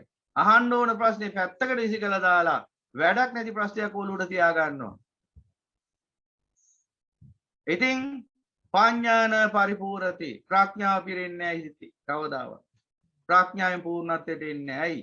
ඕන් නැති දෙයක්මයි අල්ලගන්නේ හැමදාම. ඕන තරම් ඔබ දැකලා ඇති. ඉතින් ඔය පුරුද්ද නිසා තමයි සංසාරේ මේ දුක් විඳින්නේ තාමත්. දැනොත් ඔය පුරුද්ද නම් තියෙන්නේ මතු දුක් විඳිනව නවත්තන්න බෑ. ඒ නිසා මේ චංචල වෙන හිත මේ ශ්‍රද්ධාවේ ස්ථිරසාර වශයෙන් පිහිටන්නේ නැති හිත සද්ධර්මයේ දැනගන්නේ.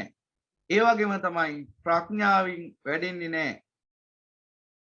අනවට්ඨිත චිත්තස්ස සද්ධම්මං අවිජානතෝ පරිපලව පසාදස්ස පාඥාන පරිපූර්ණති. ඒ සිත ධර්මයේ දැනගන්නෙත් නැහැ. ඒ සිත ප්‍රඥාවටපත් වෙන්නෙත් නැහැ. හැමදාම චංචල වෙවි තියෙනවා හැමදාම. ඒ චංචල භාවයම තමයි අර විචිකිච්ඡා නීවරණය වශයෙන් නැగిලා ඉන්නේ. රාග දේශ මොහ දුරු කරගන්න කිව්ව අමා ධර්මයේ ඉස්සරහා මොන තරකවද? තම තමන්ගේ රාගේ දේශේ මොහේ දුරු කරගන්න කිව්ව උත්තරීතර බුද්ධ වචනේ ඉස්සරහා තර්කවාද තියනවාද ආයි? දැන් මිනිහෙක්ගේ ඇඟේ වස්ත්‍රේ ගිනි ඇවිල්ලා තියෙනවා. හිසටත් ගිනි ඇවිලලා වස්ත්‍රෙටත් ගිනි ඇවිලලා.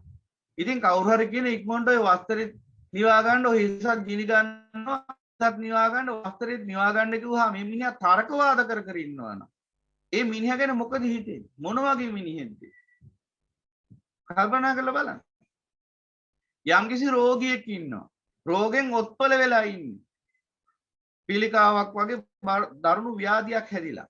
දැන් මේ ව්‍යාධියෙන් හොඳටම ඔත්පල වෙලා ඉක්මනින් මේ බෙහෙත් ටික බීලා බෙහෙත් ටික බීලා නිසි ආකාරයෙන් ඉක්මනින් සුව වෙන්න කියලා ඒ බෙහෙත් ටික දුන්නාම බෙහෙත් පෙති රවුම්ද හතරැස්ද ඉලිස්සාකාරද සම චතුරස්‍රාකාරද කී හොය ඉන්න. අවශ්‍ය දේ නෙමෙයි හොයන්නේ. අනවශ්‍ය දේමයි හොයන්නේ. ඉතින් ඒ බඳු මිනිස්සු කවදාවත් නිවනටපත් වෙන්නේ නැහැ. සංසාරේ ඔහොම යන ඔය ඒ සිතේ පවතින දුෂ්ප්‍රාඥ ස්වභාවය පෙන්වන්නේ වෙන මොකුත් නෙවෙයි. සියල්ල අපට අවබෝධ කරගන්න බෑ. හරියට තර්කවාද කරන්නේ සියල්ල අවබෝධ කරගන්න පුළුවන් වගේ මිනිස්සු. බුදු පියාණන් වහන්සේ දේශනා කරපු සමස්ත 88000 ධර්මස්කන්ධයම අපට අවබෝධ වෙනවද? එහෙම අවබෝධ කරගන්න පුළුවන් නම් අන්න අර අභිධර්ම ප්‍රකරණයේ තියෙන ප ဋ ාණ ප්‍රකරණය දක්වා අවබෝධ කරගන්න පුළුවන් වෙන උන කාට හරි. එහෙම පුළුවන්. එහෙනම් මේ ඥානතෝ පස්සතෝ දැනගත තරමට ප්‍රත්‍යක්ෂණ ධර්මයේ තුල දැනගන්න ඕන සීමාවක් තියෙනවා. දැනගන්න බැරි සීමාවක් තියෙනවා. සර්වඥ ගෝචර ධම්ම අපිට දැනගන්න බෑ. ඒ නිසා පින්වතුනි හරියට තර්කවාද කරන්නේ සියල්ල දැනගන්න පුළුවන් හා සමාන ප්‍රඥාවකින්. ඒක ප්‍රඥාවනේ දුෂ්ප්‍රඥකම. හොඳට තේරුම් ගන්න. බොහොම කරුණාවෙන් මේ පෙන්නලා දෙවි. කිසි කෙනෙක් කෙරේ අයිතකින් නෙවෙයි. කවුද මේ ප්‍රශ්න අහන පුද්ගලයා කවුද කියලාවත් මම හොයා බලන්නේ මට වැඩකුත් නැහැ. කවුරු ප්‍රශ්න ඇහුවත් අහන්න ඕන ප්‍රශ්නේ නොවේ කියලායි මම දන්නේ. බුදුරජාණන් වහන්සේ ඉස්සරහට ඇවිල්ලා භික්ෂූන් ඒ ගිහි පුද්ගලයෝ ඇවිල්ලා ඇහුවේ භාගතුන් වහන්සේ ආනන්තරික පාප කර්මය එන්නේ කොහොමද කිය නෙවෙයි.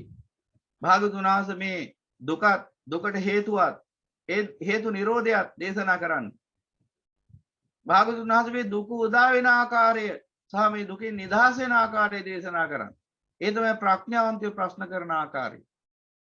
ඒ නිසා ඔබ ප්‍රඥාවන්තයෙක් වෙන්න ඉස්සෙල්ලා ඒකට මොකද්ද කරන්න ඕන? අනවට්ටිත චිත්තස්ස මේ චාංචල වෙන සිත නිශ්චල කරන්න පුළුවන් ආකාරයට දමනය කරගන්න ඕන. ඒකට කල්යාණ මිත්‍රයන් ඇසුරු කරන්න යහපත් වූ. එයාගෙන් අවවාද ලබන්න. එතකොට සද්ධර්මයේ දැනගන්න ලැබෙනවා. එතකොට ස්ථිරසාරව ශ්‍රද්ධාව පිහිටන හිතේ එදාට මොකද වෙන්නේ? පඤ්ඤා පරිපූර්ණති. ප්‍රඥාව පිරෙන්න පටන් ගන්නවා. ප්‍රඥාවෙන් පූර්ණ වෙනවා. ප්‍රඥාවෙන් පූර්ණ වෙනවා සිත. අනවසුත චිත්තස්ස අනන්වාහත චේතසෝ පුඤ්ඤ පාප පහිනස නත්ති ජාගරිතෝ භයං. අනවසුත චිත්තස්ස අවසුත කියලා කියන්නේ තේමෙනවට තෘෂ්ණාවෙන් තෙත් වෙන ස්වභාවය. අනවසුත කියලා කියන්නේ තෘෂ්ණාවෙන් තෙත් නොවන ස්වභාවය හිත. අනවසුත චිත්තස්ස තෘෂ්ණාවෙන් තෙමෙනවා හිත. දැන් අපි සාමාන්‍ය ජනවහරේ තියෙනවා කියමනක් තෙතමනේ කිය. තෙතමනයක් නැති මිනිහෙක් කියනවා. අර මිනිහාගේ හිතේ නම් කිසිම තෙතමනයක් නැහැ කියනවා. අපි ගැන. තෙතමනේ කිව්වේ අන තෘෂ්ණාවට නමක්. ඇල්මට නමක්. තෙතමනේ තිබුණොත් තමයි ආශ්‍රව නිසා තෙත් වෙනවා. තෙත් වුණාම ඇලෙනවා. තෙමෙන්නේ ගම් වලින් නම් ඇලෙනවනේ. දැන් අපේ කොලයකට ගම් ටිකක් දැම්මොත් ගම් ටික නිසා ඒ මැලියම් ටික නිසා කොලේ තෙත් වෙනවා. හැබැයි තෙත් උන්නේ මැලියම් වලින්. ඒ නිසා දැන් ඒකේ ඕන දෙයක් ඇලෙනවා. ඒ වගේ මේ හිතත් තෙත් වෙනවා. තෙත් වෙන්නේ මොනවෙන්ද? ආශ්‍රවයන්ගේ. එතකොට දැන් මාර මීට ඉස්සෙල්ලත් පැහැදිලි කරා ශ්‍රාව ආශ්‍රව මේ දෙක එක හා සමාන ගති ලක්ෂණ පළ කරනවා. ආශ්‍රව නිසාත් ඇලෙනවා. ඊළඟට ශ්‍රාවයන් නිසාත් ඇලෙනවා. ආශ්‍රව නිසා ශ්‍රාවයන් හට ගන්නවා ශරීරේ. රාගය නිසා ආශ්‍රව රාගාශ්‍රව කාමාශ්‍රව ඇති වෙනකොට ශරීරයේ විවිධාකාර ඉන්ද්‍රයන්ගේ ශ්‍රාවයන් ජනිත වෙනවා. එහෙනම් මේ හිතේ ආශ්‍රව නිසා ඇති වෙන තෙත් බවක්.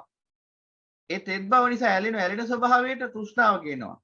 මේ ආශ්‍රවයවත් ආසාව තණ්හාව. අනේ මෙහෙම ආසාවක් අනේ මෙහෙම තණ්හාවක් කිව්වේ. මේ දෙක එක ළඟට යන්නේ එකයි. එක ළඟ යන්නේ. ආශාව කියන්නේ අර හිත තෙත් වෙන ස්වභාවය. තණ්හාව කියන්නේ ඒ නිසා ඇලෙන ස්වභාවය. ආශාවයි තණ්හාවයි. ආශ්‍රවයයි තෘෂ්ණාවයි. එතකොට මෙන්න මේ අනවසුත කියන්නේ මෙන්න මේ ආශ්‍රවයන් නිසා තෙමිච්ච හිත.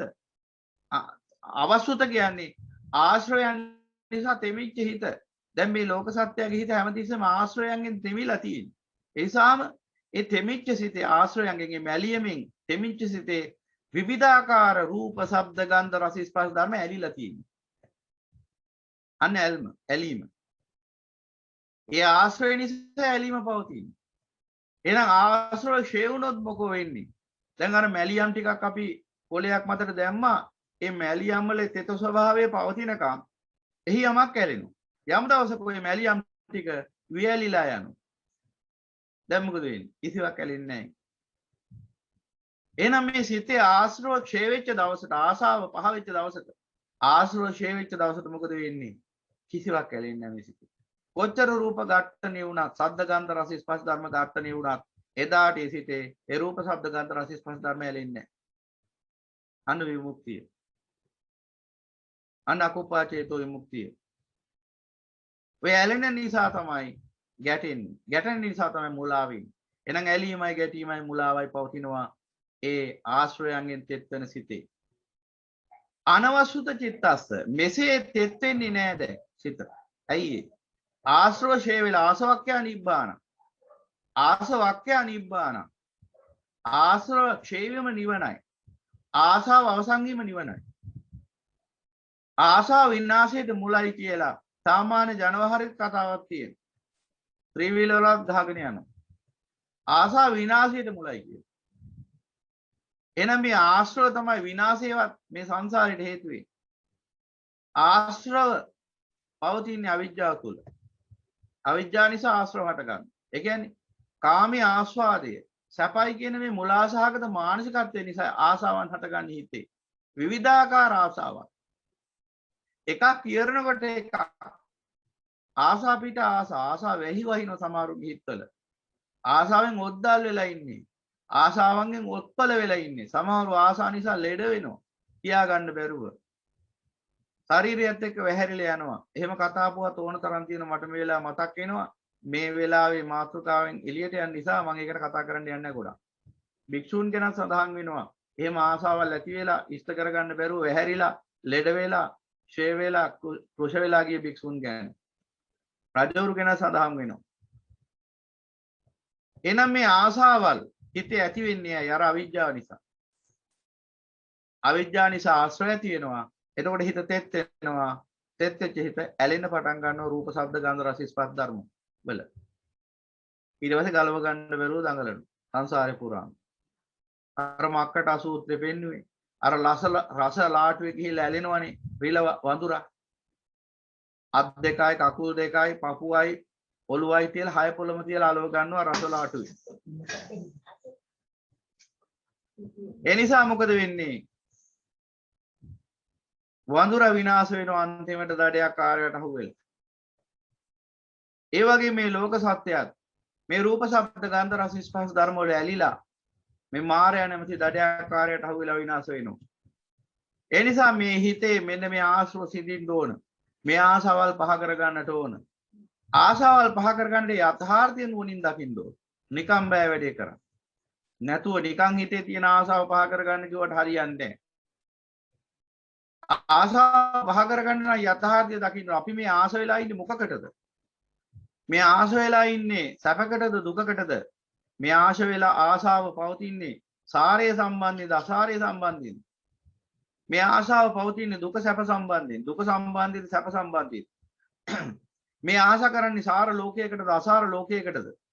මේ ආශා කරන්නේ ජරාවටද මරණයටද නැත්නම් අජර අමර නිවනටද? යනාදි වශයෙන් බලන්න ඕනේ මේ ආශාව කොමක් සම්බන්ධයෙන්ද පවතින්නේ. නිවන කෙරෙහි ආශ්‍රව හටගන්නේ නැහැ. නමුත් නිවන කෙරෙහි කැමැත්තක් ඇති වෙන ඡන්දය, 이르දිපාදයක්. ආශ්‍රවයක් කියලා කියන්නේ හැමතිස්සෙම යම්කිසි ආස්වාදයක් පිණිස ඇතිවන්නා වූ අදහසක්. ආසාවල් ඇති වෙන හිතේ. ඒකට වයසක් නැහැ. කිරි දරුවාගේ ඉඳලා වයසක මහලු පුද්ගලයා දක්වාම ආසාවල් ඇති වෙන හිතේ නානාවිද ජීවත් වෙන්න ඔය ආසාවල් ඉෂ්ට කරගන්න. මිනිසු කියනවා අපි ඉතින් මේ ජීවත් වෙන්නේ මේක එක ආසාවල් ටික ඉෂ්ට කරගන්නනේ. ඒකටනේ ඉතින් අපි මේ ඔක්කොම කරන්නේ. ඒකට තමයි මේ ඔක්කොම සල්ලි හොයන්නේ, යාන වාහන මිල මුදල් හරක බාන වතු පිටි ඉඩ කඩන් ඔක්කොම ආසාවල් ටික ඉෂ්ට කරගන්න එක් රැස් කරගත්තේ. අන්තිමට දන්නේ කොයි වෙලාවද මරණය එන්නේ කියලා හැබැයි. ඒ නිසා මොකද වෙන්නේ? තෙත් වෙච්ච ආසාවෙන් උත්පල වෙච්ච තෘෂ්ණාවෙන් ඇලෙන සිතකින්ම විකෘත වාසය කරනවා, හැමතැනම ඇලෙනවා හිත. අන්තිමට මේ ජාති ජරා ව්‍යාධි මරණ ශෝක පරිදේ දුක් දෝමන සුපායස දුක්ඛස්කන්ධයම ඇලිලා දුක්ඛස්කන්ධයම සදාතනි කුරුමේ කරගෙන සංසාරේ සැරිසරනවා අනාථ සත්වෙක් වශයෙන් මේ භවයෙන් භවයට. අසාර සසර දුකක උරුමකරුවෙක් වෙලා. එහෙනම් අනවසුත චිත්තස්ස මේ ආශ්‍රව ශේ කර ගන්න දක්ෂ වෙන්න ඕන. ඒක තමන්ම හිතලා බලන්න. දැන් බලන්න කල්පනා කරලා. හොඳින් ගැඹුරෙන් නුවණින් කල්පනා කරලා බලන්න. මේ ආශාවල් අපිට පහ කර ගන්න පුළුවන්. මේ හිතේ ඇති වෙන මායා අදහසක්. දැන් කෙනෙක්ට ඇති වෙන එකපාරටම මෙහෙම බණ අහගෙන ඉන්නකොට කවුරු හරි පෙන්නනවා මල් වත්තා. මල් යායක් ෆොටෝ එකක් පෙන්නනවා. ඡායාරූපයක්. දැන් මේක දැක්කා. කුඩා කාලේ ගිහින් දිනන හග්ගල මල් වත්තට. අපි හිතමු එහෙම උදාහරණයක්. කවුරු හරි ඡායාරූපයක් පෙන්වන මේ හග්ගල මල් වත්තේ. දැන් මේ පුද්ගලයාගේ හිතේ ආශ්‍රවයක් පහළ වෙනවා. ඇයි? මේ ස්පර්ශයෙන් ලබන මේ සැප වේදනාව, මේ සෝමනසාගත සුඛ වේදනාව, මේක සාංශාරික සැපේ වශයෙන් අර්ථකථනය කරගෙන ඉන්නේ. මේ සුඛ වේදනාව සැපයයි කියලා. ඒක තමයි ජීවිතේ සංසාරේ සැපේ කියලා අර්ථකථනය කරගත්ත මේ අවිජ්ජාව නිසාම මේ පුද්ගලයා තුල දැන් ඔන්න ආශ්‍රයයක් ඇති වෙනවා. මොකද්ද? ආපහු යන්න ඕන හග්ගල මල් වත්ත බලන්න. දැන් මේ හිතේ ඇති වෙච්ච අදහසක් ආසාවක්. දැන් මේ ආසාව ඉෂ්ට කරගන්න. දැන් මොකද කරන්නේ? ඒකට අවශ්‍ය සල්ලි හොයා ගන්න ඕන. ඒකට අවශ්‍යයි ගමන සැලසුම් කර ගන්න ඕන. ඒකට 10 දුකක් විඳින්න ඕන. සෑහෙන පරිශ්‍රමයක් දරලා යනවා දැන් හග්ගල. ගිහිල්ලා සමහර විට මේ අතුරු ආන්තරා පිරිවරාගෙන යන්නේ වාහනේ කියන්නේ දුරක් යන්න ඕන අතරමඟදී කුමකින් කුමක් වෙයිද ගියාට පස්සේ හිදී අනතුරක් වෙයිද එනාදි වශයෙන් සෑහෙන අවිනිශ්චිත ගොඩක් දරාගෙන තමයි මේ ගමන යන්නේ. ගිහිල්ලා අර හිතේ ඇති වෙච්ච ආසාව අර ස්ථානයට ගිහිල්ලා ඒ රූපය ඒ පරිසරය ස්පර්ශ කරගෙන මගේ ආසාව ඉෂ්ට කරගත්තා කියලා ආයෙ හැරිලා එනවා. දැන් ඇවිල්ලා ඔහොම ටික කාලයක් ඉන්නකොට ආයෙ කවුරු හරි ටික කාලයක් යනකොට ඔහොම ආයෙ අර හග්ගල මල්ලත් සහිත ඡායාරූපයක් වෙන්න ඕන. නැත්නම් තමන්ම අරගෙන ආපු ඡායාරූපයක් දැක්කොත් ආයෙ යන්න ඕමනා ඇති වෙනවා. මේ විදිහට මැරෙනකම්ම ඔය ආසාවල් නිසා සැරිසැරීමක් විතරයි සිද්ධ වෙන්නේ. දැන් හදිසියවත් ඔය මල්ලත් පිටරටක එකක් වුණොත් අරටත් වඩා විශාල දුකක් විඳගෙන යන්න ඕන. දැන් මේ විදින දුක පේන්නේ ඇයි? ආශ්‍රවයෙන් මත් වෙලා ඉන්නේ. ආසාවෙන් මත් වෙලා ඉන්නේ. ආසාවෙන් මත් වෙච්ච මිනිහට තමයි මේ කරන්නේ මොකද්ද කියලා පේන්නේ නැහැ. බුදු පියාණන් වහන්සේ දේශනා කළේකනේ අන්ධ කරන, අචක්කු කරන, අඥාන කරන, පඤ්ඤා නිරෝධිකා, විඝාත පක්ඛියා යනාදි වශයෙන් අනිබ්බාන සංවත්තති යනාදි වශයෙන් මේ නීවරණ. ඒ කිව්වේ මෙන්න මේ කාමච්ඡන්දය අන්ධ කරන, අන්ධ භාවය ඇති කරනවා. අචක්කු කරනා ඇස මොට කරනවා ප්‍රඥාව ඥානිය නැති කරලා දානවා අඥාන කරනා ඥානිය නැති කරලා අඥාන මෝඩයෙක් බවට පත් කරනවා පඤ්ඤා නිරෝධිකා පිරිසිදු හිත දුරු කරලා දානවා ප්‍රඥාව නිරුද්ධ කරනවා විඝාතපක්ඛියා දුක පැත්තටම ඇදලා දානවා අනිබ්බාන සංවත්තනි අනිබ්බාන සංවත්තනිකයි කියන්නේ ඇවිලීම පිණිස නිබ්බාන කියන්නේ නිවෙනවා අනිබ්බාන කියන්නේ ඇවිලෙනවා ගින්දර පිණිසම පවතිනවා. එතකොට බලන්න ඒ ආසාව නිසා මේ මිනිහට ඒ ඔක්කොම ටික උන්නේ නැද්ද කියලා. අන්ධෙක් වශයෙන් කොහෙද යන්නේ කියලා දන්නේ නැහැ. මොකට යනවද දන්නේ නැහැ. මේ වටිනා මනුෂ්‍ය ජීවිතේ මොහොතින් මොහොත හේ වෙලා යනවා මරණය කරා. දැන් ඔය හග්ගල මල්ලත දැක කියලා ජාති ජරා ව්‍යාධි මරණ ශෝක පරිදේ දුක් දෝන සුපාස රාග දේශ මොහ යන කුස් ගිනේ නිදහස් වෙනවද බින්දුවකින්වත් මාත්‍රයකින්වත්. සසර දුකට පිළියමක් දෙක. දැන් මම හග්ගල මල්ලත දැක්කා, පේරාදෙණිය මල්ලත දැක්කා, පිටරට අහවල් මල්ලත දැක්කා කියලා මම මේ උදාහරණයක් ඔබට කියන උපමාවක්. එහෙම දැක්කා කියලා කවුරු හරි කියනවා ඒ නිසා දැන් මගේ ජරාව නතර වෙලා තියෙනවා ජරාවටපත් වෙන්නේ නැහැ දැන්. ඇස කන නාසය දිව ශරීරය මනස ජරාවටපත් වෙන්නේ නැහැ දැන්. විශේෂිත පාදාන්තය දක්වා දැන් කිසිම රෝගයක් හටගන්නේ නැහැ. 890ක් රෝග 90ක් ව්‍යාධි අවසන් වෙලා තියෙන්නේ. දැන් මම මැරෙන්නෙත් නැහැ අමරණීය බඹරෙක් මම දැන්. සඳහිරුතරු පවතින තුරු මම දැන් ජීවත් වෙනවා කියලා කියන්න පුළුවන් සමතෙක් ඉන්නද එහෙම? එහෙනම් මොකද ඒ ආස්වාදි තේරුම? ඒ ආසාවට කොටු උනේ ඇයි? තුච්ච නින්දේ සිතට අවශ්‍ය උනේ මායාවක් නිර්මාණය කරලා පෙන්ලා හිත ඇතුලේ ආසාවක් ඇවිද්දවන්න මේ කුණු සංසාරේ. ඇවිදින වාරයක් ගන්න මොකද වෙන්නේ? වර කරත් යදගෙන යනවා ගුණා ඉස්සරහට යනකොට. ආසාව පස්සේ ගුණෙක් වශයෙන් යනකොට පිටිපස්සෙන් පංචස්කන්ධේ නැමැති වර කරත් එනවා. සිත නැමැති මායයට ඕන එච්චරයි. සිත නැමැති මායයට ඕන ඉස්සරහෙන් කැරට්ටලයක් පෙන්නලා මේ බූරුවා ඉස්සරහට අරන් යන සංසාරේ. ඒකයි කරන්නේ. ඒ නිසා මතක තියාගන්න ඔය සියලු ආසාවන් කැරට්ටල බව. මේ තුච්ච නින්ද සිත නැමැති මායගේ. ඒ බව සිහි කරගන්න සමත් වුණොත් ඔබට ඕනෑම ආශ්‍රයයක් ක්ෂය කරගන්න පුළුවන්. ආසාව කියන්නේ නිකම්ම නිකන් හිතේ ඇති වෙන අදහසක් නේ. ඕක නැති කරගන්න බැරිද? ඔය ආසාව නිසානේ දුක් විඳින්නේ. ඇයි නිකන් නැති කරගන්න බෑ. අම්මා ධර්මය අහන්න ඕන. එහෙම නැතුව හරියන්නේ නැහැ. එහෙම නැති වුණොත් ඒ ආසාව ඒ මිනිහාව විනාශ කරලා නතර වෙන්නේ. අනේ මට මේ ආසාව ඉෂ්ට කරගන්න බැරි වුණා තාම. අනේ මට මේ ආසාව ඉෂ්ට කරගන්න බැරි වුණා කියලා වැළපි ඉන්නවා. දැන් ආසාවන් කොච්චර ඉෂ්ට කරගත්තද? දැන් කොයි ආසාව ඉෂ්ට කරගෙනද ඔබට සැපතක් උදා වුනේ? හිතලා බලන්න නුවණින්. ශාන්තිය සැපත සැනසීම උදා වුනේ කොයි ආසාව ඉෂ්ට කරගත්තට පස්සේද? දැන් මේ ආසාවන් ඉෂ්ට කරගත්තට පස්සේ ඔබට ශාන්තිය සැපත උදා වුණා කියලා ඔබ හිතනවා නම් දැන් එහෙනම් මෙතනින් එහාට ඔබට හොයන්න දෙයක් නැහැ නේ. දැන් නතර වෙන්න.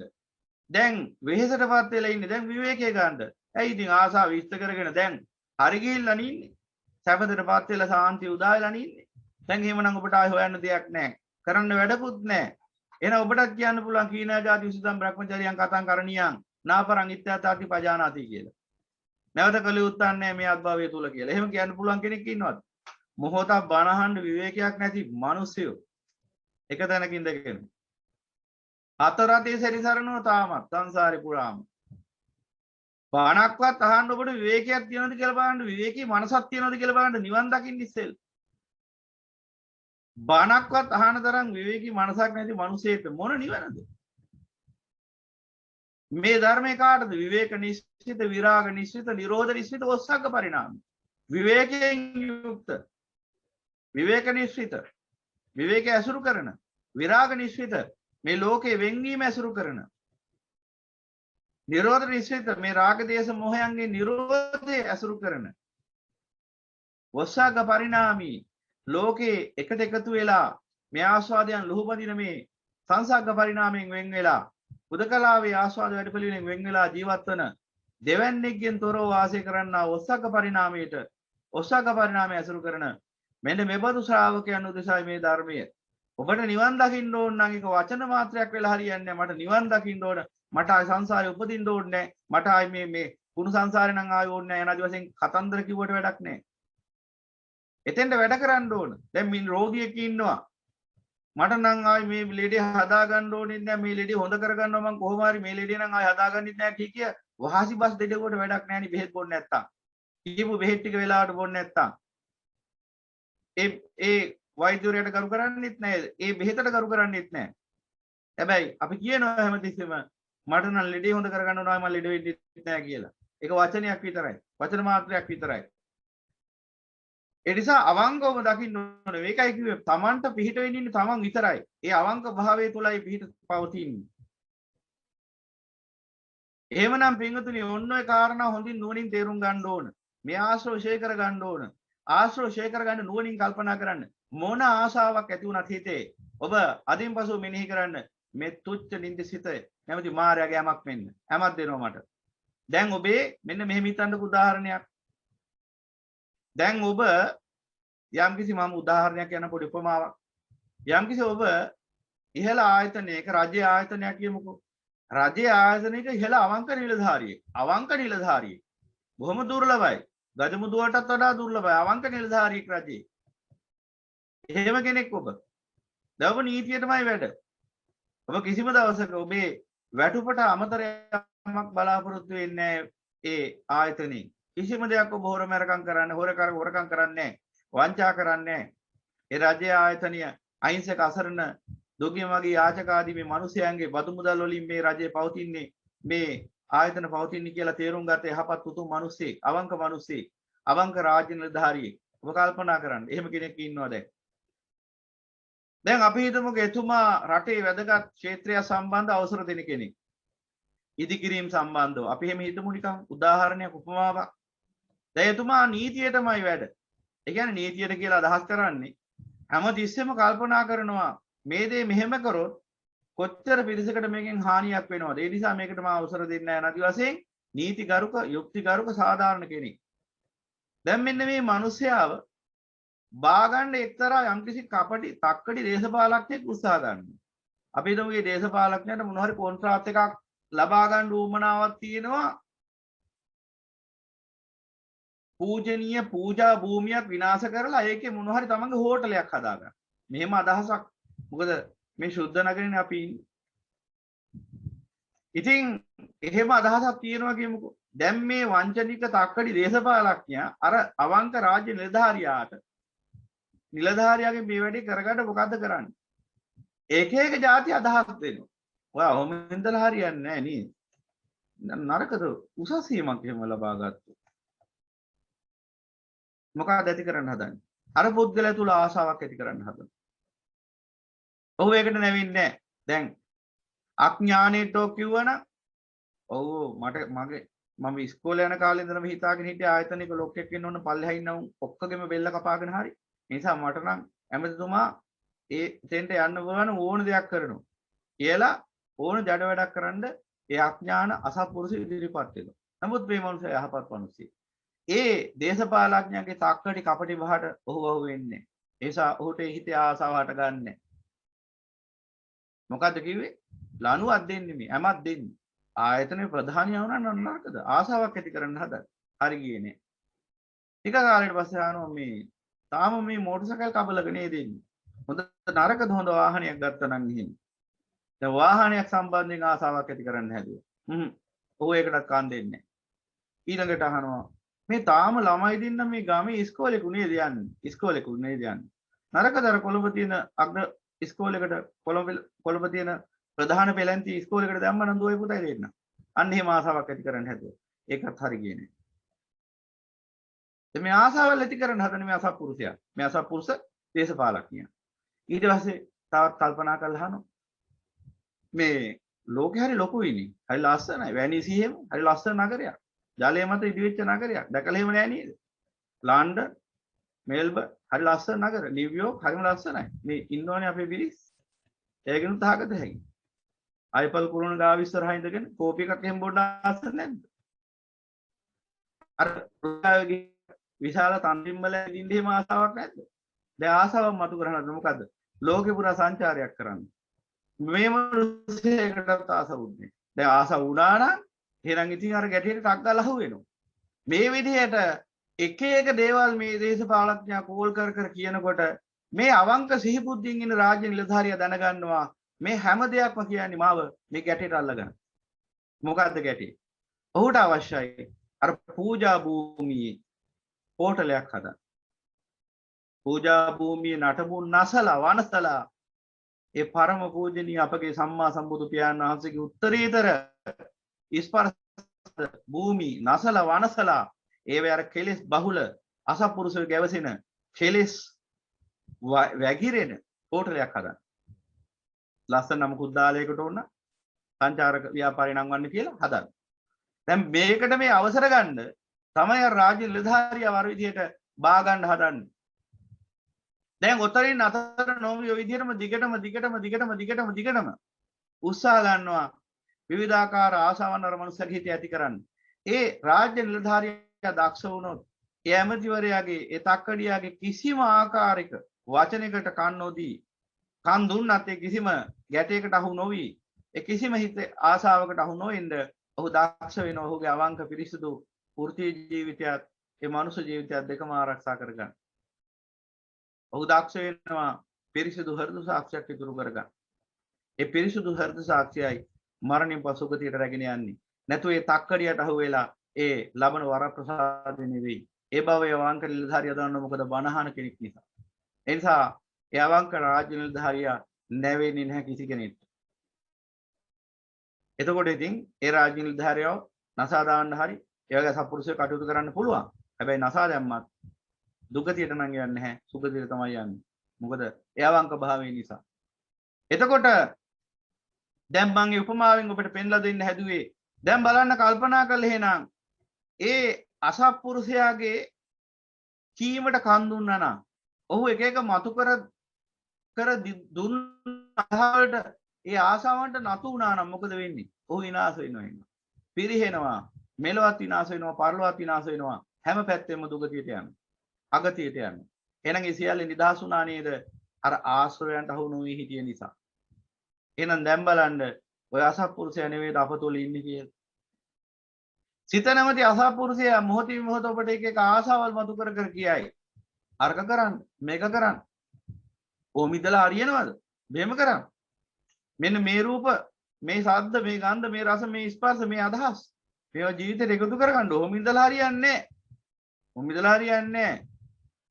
මෙන්න මේ දේවල් කරන්න ඕන. මෙන්න මේ විදිහට දානිය උපයන්න ඕන. මේ විදිහට ලොක්ෙක් වෙන්න ඕන. මේ විදිහට තරුවක් වෙන්න ඕන, ස්ටාර් කෙනෙක් වෙන්න ඕන. මේ විදිහට නිලවතෙක් බලවතෙක් වෙන්න ඕන. ඕම ඉඳලා හරියන්නේ මේ විදිහට මෙන්න මෙහෙම වෙන්න ඕන කියලා. දැන් මෙහෙම වෙච්ච අය දැන් කෝ කියලා බැලුවොත් මීට ඉස්සෙල්ලා හිටපු අය දැන් විසිරිච්ච විකාර රූපේ ඇටකටු ගොඩක් නම් තියෙනවා පොළොවේ යට. එච්චරයි තියෙන්නේ. ඒකේ චැසිය ගහලා නැති නිසා අංකයක් මොකාගේද කියලා හොයාගන්න බෑ දැන්. මාරු වෙලා ඇටකටු ටිකක්. මොකුත් නැහැ දැන් හොයාගන්න අංකයක්වත්. ලකුණක් නැහැ දැන්. දැන් කෝ මම කියලා මගේ කියලා මහ පොළොවත් එක්ක බදාගෙන ආකාශයත් උදුර ගන්න හැදුවා. ඉරහඳ තාරකා දෙකත් හොරකම් කරන්න හැදුවා. දැන් මොකද අන්තිමට ඉතුරු වුනේ? අන්තිමට දැන් අස්ති පංජරෙත් විසිරිලා ගිහිල්ලා දැන් ඒකෙත් කෑලි හොයාගන්න නැහැ. කෑලි අඩුයි. එතකොට පින්වත්තුනි මෙන්න මේ තුච්ච නින්ද සිත හේරා මේ විවිධාකාර ආශාවන් මතු කර දී මොකද්ද මේ කරන්නේ? කොයි ආශාව ඉෂ්ට සාධනය කරගත්තත් අවසානි වෙන්නේ එකම දේ නේද? කල්පනා කරන නුවණින්. කවුරුවත් කියනවට නෙවෙයි. නුවණින් කල්පනා කරන්න. කොයි ආශාව ඉෂ්ට කරගත්තත් ඉෂ්ට කරගත්තේ නැතත් අවසාන එකම ඉරණමකට නේද මුහුණ දෙන්නේ. ජරාවටපත් වෙලා ව්‍යාධියටපත් වෙලා මරණයටපත් වෙනවා. ඒ කාලය තුල කර්ම රැස් වුණොත් ආය දුක්ඛ ස්කන්ධය සමුදය වෙනවා. ඉතින් ඕක නෙවෙන්නේ. ඊට වඩා දෙයක් වෙන්නේ නැහැ. එහෙනම් මොකටද ආසාවන් ඉෂ්ට කරගන්න යන්නේ? අවසානයේ මොකද්ද ලැබෙන ඵලය? දුක්ඛ ස්කන්ධය. එහෙනම් ආශ්‍රෝෂය කළොත් මොකද වෙන්නේ? අන්න ඒකේ නම් තියෙන ඵලයක්.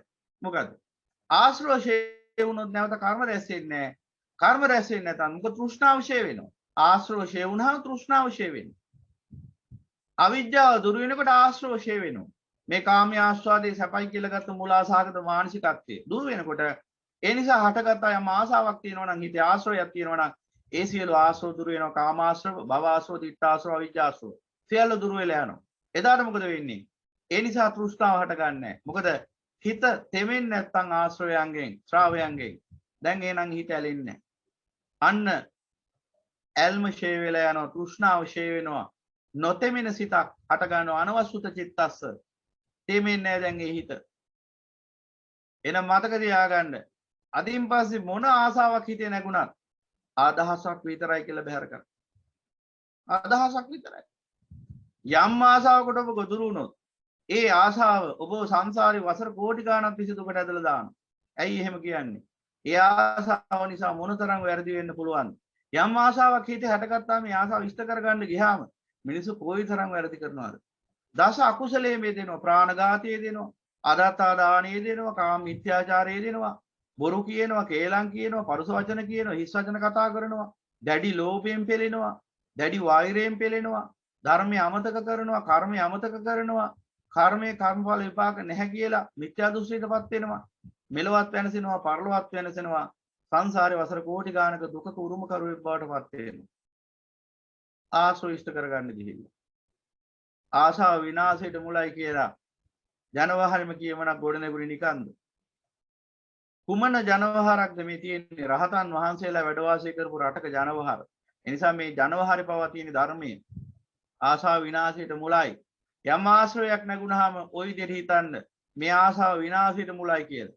ඒ වගේම දැනගන්න ඕනෑම ආශ්‍රවයක් පහ කරගන්න පුළුවන් මේ මොහොතේදීම කල්පනා කරොත්. මෙන්න මේකටත් තියෙනවා ජනවහර කියමනක් නියපොත්තෙන් කඩන්න තියෙන එක පොරෙන් කපනකන් ඉන්න එපා කියලා. යම් ආශ්‍රයයක් හිතේ නැගුණොත් නියපොත්තෙන් කඩන්න පුළුවන් වෙලාවෙදිම තේකල බලන්න මේ සියලු ආශ්‍රව දුක පිණිසයි පවතින්නේ කියලා. එතකොට ඒ ආශ්‍රය නියපොත්තෙන්ම කඩලා දැම්ම වෙනවා.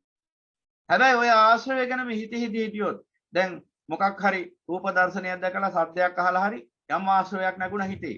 කවුරු හරි කියපු දෙයක් අහන් ඉඳලා හරි. දැන් ඒ ආශ්‍රය ගැනම හිතනවා. උදේත් හිතනවා, දවල්ටත් හිතනවා, රැයටත් හිතනවා, නිින්දෙනුත් හිතනවා, හීනෙනුත් හිතනවා. ඔහොමම ගිහිල්ලා අන්තිමට මහා බලවත් වූ ආශ්‍රය බවට පත්වෙච්ච දවසක ඔක පොරෙන් කපන්නත් බැරි වෙනවා. ඒකටම නතු වෙලා යනවා අන්තිමට. මොකද ඒ තරම් ආශ්‍රය වැඩෙනවා. දැන් ඕනෑම ආශ්‍රවයක් හිතේ ඇති වුණාට පස්සේ මේක ගැන දිගින් දිගට මෙනෙහි කරාම අයෝනිසෝ මනසිකාරයෙන් අන්නේ ආශ්‍රය වැඩෙන්න පටන් ගන්නවා. ඉපදිච්ච ආශ්‍රය වැඩෙන්න පටන් ගන්නවා, නූපන් ආශ්‍රය හට ගන්න පටන් ගන්නවා. එහෙනම් එහෙම වෙන්නේ කොහොමද? අයෝනිසෝ මනසිකාරය නිසා. ඒ කියන්නේ නුවණින් නෙවෙයි නුනුවණින් කල්පනා කරේ. ඒක වෙන්නේ නුවණින් කල්පනා කිරීමයි නුනුවණින් කල්පනා කිරීමයි කියන්නේ මොකද්ද? දැන් මේ ආශ්‍රවය හටගත්තාම නුනුවණින් කල්පනා කරනවා කියන්නේ මොකද්ද? මේ ආශ්‍රව ඉෂ්ට කරගන්න ඕන. මගේ හිතේ නැති උනේ. ඒ නිසා මේ ආස්වාදي විඳින්න ඕන. මේ ආසාව ඉෂ්ට කරගන්න මගේ එකම ආසාව මේකයි. අහනවත් එක්කයි ලැජ්ජ නැතුව එක එක ඔය සාකච්ඡාවලදී ඔබේ ආසාව මොකද? අනාගතේ මගේ ආසාව මෙහෙමයි හඳට යන්නේ. නැත්තම් ඉරට යන එක. නැත්තම් සිකුරු ග්‍රහ ලෝකෙට ගිහිල්ලා කුඹුරක් වරගෙන ජීවත් වෙන එක. මොන හරි තියෙනවා. නැත්තම් අඟහරු ලෝකෙන් වතුර ගේන එක. මෙච්චර මේ මහ පොළොවේ තියෙන වතුර අඟහරු වලින් වතුර ගේන්න ඕනේ. ඊට තමයි ආසාව ඉෂ්ට වෙන්නේ. බලන්න මොනතරම් තුච්ච නින්දිත සිතක්ද කියලා. ඒ කියන්නේ මොනතරම් මුලාටපත් කරනවද මේ සිත. ඉතින් ඒ ආසාවට ගොදුරේනේ අඥාන පුරුෂයාට මොකද වෙන්නේ? ඒ සිතේ වහලෙක් වෙච්ච දවසට මොකද වෙන්නේ? ඒ සිත ඔය වගේ ආශ්‍රවයන්ගෙන් ගැට ගහලා තියාගෙන ඉන්නවා. මොකද කරන්නේ? මොහොතින් මොහොතේ ආශ්‍රව නිසා රාග, ද්වේෂ, මෝහ චේතනා සකස් කර ගන්නවා හිතේ. ඒ අවිජ්ජාව නිසා ආශ්‍රව නිසා උපදින අවිජ්ජා පත්‍ය සංඛාරා. රාග, දේශ, මෝහ චේතනා, රාග චේතනා හට ගන්නවා, දේශ චේතනා හට ගන්නවා, මෝහ චේතනා හට ගන්නවා. ඉමක් කොනක් නිමක් නැතුව. ඉතින් ඉමක් කොනක් නිමක් නැති සංසාර දුක්ඛ ස්කන්ධය කුරුමේනවා. මේ ලද උත්තරීතර මනුෂ්‍ය භවයේදී ওই විදිහට හැදෙන මිනිසු කී දෙනෙක් ඉන්නවද? මේ උත්තරීතර ධර්මදීපයෙන් මේ මොහොතේ දුබාප මේ උතුම් මම ධර්මයේ ගැන සාකච්ඡා කරද්දී තමන්ගේ එක එක ආසාවන් ගැනයි එක එක හිස් බලාපොරොත්තු ගැනයි සාකච්ඡා කරන මිනිසු කී දෙනෙක් මේ මහ පොළොවේ මේ උතුම් ධර්මීතලෙ ඉන්න පුළුවන්? ඒ සිතට වහල් වෙච්ච මිනිස්සු. එහෙනම් යම් ආශ්‍රයයක් හිතේ හටගත්තාම ඒක නියපොත්තෙන්ම කඩලා දාන්න. පොරෙන් කපනකම් ඉන්න එපා. ඒක ඒ මොහොතේදී මේ ආශ්‍රය ආදීනෝවලින් මෙන්න කරන්න. ඔබට මහා සාන්තියක් දැනේ. එතකොට දුවන්න ඕනේ නැහැ පිස්සු බල්ලෙක් වගේ ලෝකේ පුරාම. නැත්තම් බල්ලට ඇති ගමනකුත් නැහැ හිමින් බල්ලට ඇති වැඩකුත් නැහැ හිමින් ගමනකුත් නැහැ වගේ තමයි මිනිසුන්ගේ හැමතිස්සෙම ජීවිතය බැලුවොත්. කොහෙද දන්නේ නැහැ දුවනවා. වෙච්ච සෙතකුත් නැහැ බැලුවහම. දුක්ඛ ස්කන්ධයක් කරපින්නගෙන ජරාවයි ව්‍යාධියයි මරණයයි කරපින්නගෙන අහෝ කියලා දුවනවා. කොහෙද දුවන්නේ කියලා දන්නෙත් නැහැ බැලුවහම. ඒකයි සබ්බේ පුතජන උන්වහන්සේ කියලා. කොහෙද දුවන්නේ කියලා දන්නෙත් නැහැ. මොකටද දුවන්නේ කියලා දන්නෙත් නැහැ. දුක්ඛ ස්කන්ධය කරපින්නගෙන අහෝ කිය දුවන. කොහෙද මේ දුවන්නේ? මේ තුච්ච සිතට අහු වෙලා ආසාවක් පස්සේ දුවන්නේ. එහෙනම් පින්වතුනි ආශ්‍රවයක් හටගත්ත ගමන්ම ඒ වෙලාවෙම නියපොත්තෙන් සිඳලා දාන්න. කොහොමද හිතින්නේ? ප්‍රඥාවෙන් නුවණින් කල්පනා කරන්න මේ ආශ්‍රවය සත්‍ය වශයෙන් සැප පිණිසද දුක පිණිසද පවතින්නේ කියලා. එතකොට අන්න පේන්නේ දුක පිණිසයි පවතින්නේ කියලා. නැවත නැවත රාග දේශ මොහ උපාදානයේ පිණිසයි පවතින්නේ. සමුදය පිණිසයි පවතින්නේ. සමුදය anu දුක්ඛ ස්කන්ධයයි. එහෙනම් මේ ආසාව දුක්ඛ ස්කන්ධය පිණිසයි පවතින්නේ කියලා හිතලා ඔබ මේ හිතෙන් ආශ්‍රව පහ කරගන්න ආසාවල් පහ කරගන්න දක්ෂ වුණොත් නිවනටපත් වෙනවා. ඔබ නවත්තන්න බෑ කිසි කෙනෙක්ට. දැන් මේ වයසක උපාසක අම්මලා හරි මේ ගමේ ගොඩේ බණ අහනවා. ආසාවක්ය නිබ්බානං ගාම කල්පනා කරන්න පුළුවන්. අප්පච්චි ඔච්චර ගැඹුරු ඒවා නම් අපිට තේරෙන්නේ නැහැ කියන්නේ. සුද්ධ සිංහලෙම ගුවාම ආසාව අවසන් වීම නිවනයි කියලා ඒ කිව්වේ. ආසාවක්ය නිබ්බානං කිව්වේ. ආසව කිව්වේ ආශ්‍රවයන් ආසාව. ආශ්‍රව ක්ෂය වීම නිවනයි. ආසාව අවසන් වීම නිවනයි. එහෙනම් ආසාව නිසා මේ විනාශයටපත් වෙන්නේ මොහොතින් මොහොත මෙලොවත් පරලොවත්. එහෙනම් ආසාව ෂේ කරගන්න. එදාට මොකද වෙන්නේ? හිත තෙමෙන්නේ නැහැයි. හිත තෙමෙන්නේ නැත්තම් මොකද වෙන්නේ? ඇලෙන්නේ නැහැ. තෘෂ්ණාවෙන් නිදහස් වෙනවා. තෙමෙන්නේ නැහැ. ඇලෙන්නේ නැහැ දැන්. අනවසුත චිත්තස්ස. එහෙනම් අනවසුත චිත්තස්ස කියව අන්නේ හිත. ඒ කිව්වේ ආශ්‍රයයන්ගෙන් තෙත් නොවන සිත. ඒ නිසා මේ සිතේ තෘෂ්ණාව ෂේ වෙනවා. අනන්වාහත චේතසෝ. ඒ වගේම මේ ද්වේෂයෙන් විනාශයටපත් නොකරන ලද සිත. ප්‍රධාන වශයෙන්ම රාගයයි දේශයයි. මොහේ මුලාව. රාගය ඇලීම, දේශය ගැටීම. ඇලීමයි ගැටීමයි දෙක තුලයි සත්‍යමය අනන්ත දුක් විඳින්නේ. එහෙනම් අනන්වාහත චේතසෝ කිව්වේ මේ විනාශ කරන ලද, විනාශ නොකරන ලද සිත. විනාශ කරගත්තේ නැති සිත. මොකද දේශයෙන් හිත පෑරෙනවා, පහරනවා සිත. දේශය නිසා පෑරෙනවා. පෑරෙනවා කිය. පෑරෙන ස්වභාවයටපත් වෙනවා. නොපැහැරෙන සිත. අනන්වාහත චේතසෝ. එහෙනම් ආශ්‍රව නිසා තෙත් නොවෙච්ච සිත, තෘෂ්ණාව ෂේ වෙච්ච සිත. අනන්වාහත චේතසෝ. දේශයත් අවසන් වෙලා නොපැහැරෙන සිත. පුඤ්ඤ පාප පහිනස්ස. විනය පවයි දෙකම බැහැර කරන. කුමක් හින්දයක්? ඒ සිතේ අවිජ්ජාව දුරු වෙනවා. අවිජ්ජාව දුරු වෙච්ච දවසට මොකද වෙන්නේ? පුඤ්ඤාභි සංකාරත් නිරෝධයි. අපුඤ්ඤාභි සංකාරත් නිරෝධයි. පුඤ්ඤ පාප පහිනස්ස. නත්ති ජාගරතෝ භයං. අන්නේ නිදිවරන්නා වූ භික්ෂුව බයටපත් වෙන්නේ අරිහතුන් වහන්සේ. ඒ නින්දෙන් අවදි වෙලා ඉන්නේ. මොන නින්දෙන්ද? කෙලෙස් නින්දෙන් අවදි වෙලා ඉන්නේ. කෙලෙස් නින්දෙන් අවදි වෙච්ච යතුමන් වහන්සේට බය කියන එක දැනෙන්නේ නැහැ. මොකද්ද බය? පංච උපාදානස්කන්ධය නිසා හට ගන්නා වූ භය. පංච උපාදානස්කන්ධය නිසා හට ගන්නා මේ සසර බය පවතින්නේ මේ පංච උපාදානස්කන්ධය පිළිබඳ තෘෂ්ණාව ඇති ඒ ලෝක සත්‍යයටයි. එhmenan මේ පංච උපාදානස්කන්ධය පිළිබඳව තෘෂ්ණාවෙන් නිදහස් වුණාම මොකද වෙන්නේ? නත්ති ජාගරතෝ භයං. ඒ නිදිවරණ කෙලෙස් ක්ෂය කළ උතුම් වූ අරිහතුන් වහන්සේට බය කියලා එකක් දැනෙන්නේ නැහැ. බය අවසන්. එහෙනම් මේ නිර්භය භාවය කියන්නේ නිවනයි. අශෝකං විරජං කේමං කිව්වෙත් ඒක. කේමං කියන්නේ නිර්භය භාවය. බයෙන් නිදහස් වුණා වෙන් වුණාම එතන තියෙන කේමය, ക്ഷേමය, නිර්භය භාවය. එහෙනම් මේ නිවනටපත් වෙනවා. එහෙනම් පින්වතුනි ඔන්න ඔය විදිහට ඒ ගාථා දෙකේ අර්ථය අපි තේරුම් ගන්න ඕන. භාගතුන් වහන්සේ ඔය ආකාරයෙන් මේ ගාථා දෙක අර්ථ දක්වමින් ධර්මයේ දේශනා කරාම අප්‍රමාණ ප්‍රාණීන්ට ඒ ධර්ම දේශනාව නිසා සිත සැලසෙනවා. සදාතනික සුවය උදා වෙනවා. බොහෝ දෙනා සෝවාන්, සකදාගාමි, අනාගාමි, අරිහත් ආදී උතුම් වූ මාර්ගඵලයන්ටපත් වෙලා සසර දුකින් නිදහස් වෙන නිර්වාණ මාර්ගයට පැමිණෙනවා. නිවන් මඟ වඩා පූර්ණේ කරගන්නවා. ඒ දේශනාව තුලම. එහෙනම් බලන්න පින්වතුනි මේ කියන ධර්මය ඔබට වැටහෙන්නේ නැද්ද?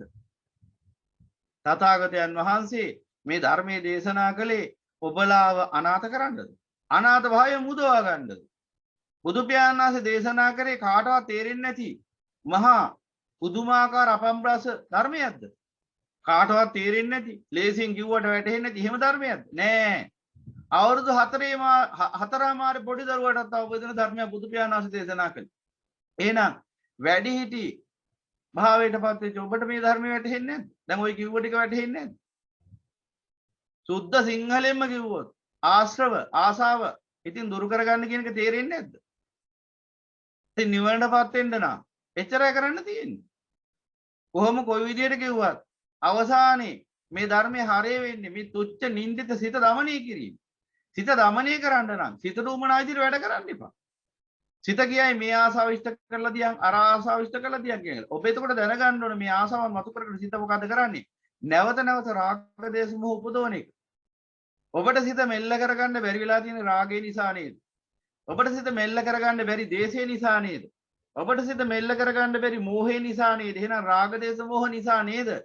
හිත මෙල්ල කරගන්න බැරි. එහෙනම් හිත මෙල්ල කරගන්න නම් මොකද කරන්න ඕන? ඒ රාගයේ දේශේ මෝහේ උපදින හේතු අවසන් කරන්න ඕන, නසා දමන්න ඕන.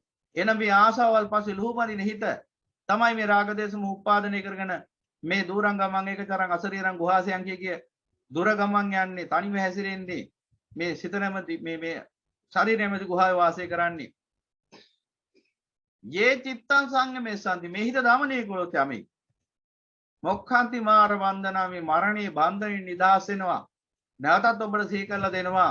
ඔබ දන්නේ නැති වුණාට ඔබ මරණය නැමැති බන්ධනයකට තියලා ගැට ගහලා තියෙන්නේ. ඔය කලයාලි මලයාලි එක එක කල්ලු ආදී මාන්තර ගැන කතා කරනවා. ඔයත් බන්ධනද? ඔය මොන බන්ධනද? බන්ධනය යනු නියම බන්ධනය යනු මේ මරණීය බන්ධනයයි. සියලු සතු මේ මරණීය බන්ධනයට අහු වෙලා ඉන්නේ. මරණයෙන් ගැට ගහලා තියෙන්නේ. මරණීය බන්ධනය මේ මරණයෙන් නිදහස් වෙන්න බෑ. මරණයට තියලා ගැට ගහලා තියෙන්නේ ඔබ. දන්නේ නැති වුණාට. එදා අර සෝපාක කියන පුංචි දරුවා වරන් ගිහිලා මිනිහකට තියලා ගැට ගහලා තිබ්බේ සෝනි. ඒ වගේ ඔබ මරණයට තියලා ගැට ගහලා තියෙන්නේ මේ සිත විසින් සංයෝජන මේ කෙලෙස් වලින්. ඔබ මරණයේ බන්ධනයට ගොදුරු වෙලා ඉන්නේ, දැන් අහු වෙලා ඉන්නේ. ඒ මරණයට ගැට ගැහිලා ඉන්නේ. දැන් ඔබට ඕන මරණයත් එක්කම ජීවත් වෙන්නද?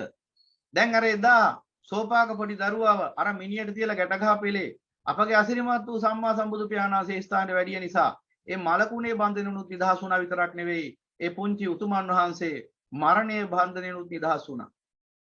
දැන් ඔබවත් මේ මරණයට තියලා අර සෝපාක පුංචි දරුවා වගේ ගැට ගහලා තියෙන මරණයට තියලා සක්කාය දිට්ඨි විචිකිච්ඡා සීලබ්බත පරාමාස කාමරාග පටික රූපරාග අරූපරාග මාන උද්දච්ච කියන දස සංයෝජනයන්ගෙන් ගැට ගහලා තියෙන මේ තුච්ච නින්දිත සිත මරණයට තියලා ගැට ගහලා තියෙන්නේ. ඔබ මරණයක ජීවත් වෙන්නේ. ඔබේ අනික් පස තියෙන මරණය. දැන් ඔබට මේ මොක්ඛන්ති මාර බන්ධන මේ මායාවේ බන්ධනෙන් නිදහස් වෙන්න ඕන නම් මේ තුච්ච නින්දිත සිත දමනය කරලා මොකද වෙන්නේ? මේ බන්ධනය කරලා තියෙන එක එක බැඳුම් එකෙන්ක ලිහිලා යන්න පටන් ගන්නවා. මේ සංයෝජන එකෙන්ක සිඳිලා යනවා. එදාට මොකද වෙන්නේ? මේ සියලු මරණය ගැට ගහලා තිබිච්ච සියලු සංසාර වරපටවල් ලිහිලා ගිය දවසට මරණය බිම හෙලා අමරණීය උතුමෙක් වශයෙන් නැගී හිටින්න පුළුවන්කම තියෙනවා. එහෙනම් මේලද උත්තරීතර මනුෂ්‍ය භවයේදීම ඒ අමරණීයත්වය ළඟා කරගන්න හේතු තියෙන ඔබ කිසිම හේතුවක් නිසා ඒ උත්තරීතර తত্ত্বය අහිමි කරගන්න එපා. අප්‍රමාදීව කටයුතු කරන්න. තමන්ගේ පිට තමන් විතරක් බව සිහි කරන්න. හැමතිස්සෙම මේ තුච්ච නින්දේ සිත දමනය කරනවා කියන තැන ඉඳගෙන කටයුතු කරන්න. මේ සිතට අවශ්‍ය අන්දමින් කටයුතු කරන අඥානයෙක් වෙන්න දෙපා. මේ භයානක සංසාර දුකෙන් වහා අත මිදෙන්න ඒ උතුම් අමරණීයත්වයටපත් වෙන්න අදිෂ්ඨානයක් ඇති කරගෙන මේ අහන හැම දහම් පදයක්ම ධාරණය කරගෙන ඊට අනුකූලව හැසිරෙමින් මේ ලද උත්තරීතර මනුෂ්‍ය භාවයෙන් අග්‍රඵල නෙලාගෙන ඒ සදාතනික අජරාමර මහා නිවනින්ම සැනසෙනවා කියන උතුම් අදිෂ්ඨානයේ ප්‍රාර්ථනාවෙන් කවුරුත් හඬ නගා සාදුකාරයක් පවත්වමු. සාදු සාදු සාදු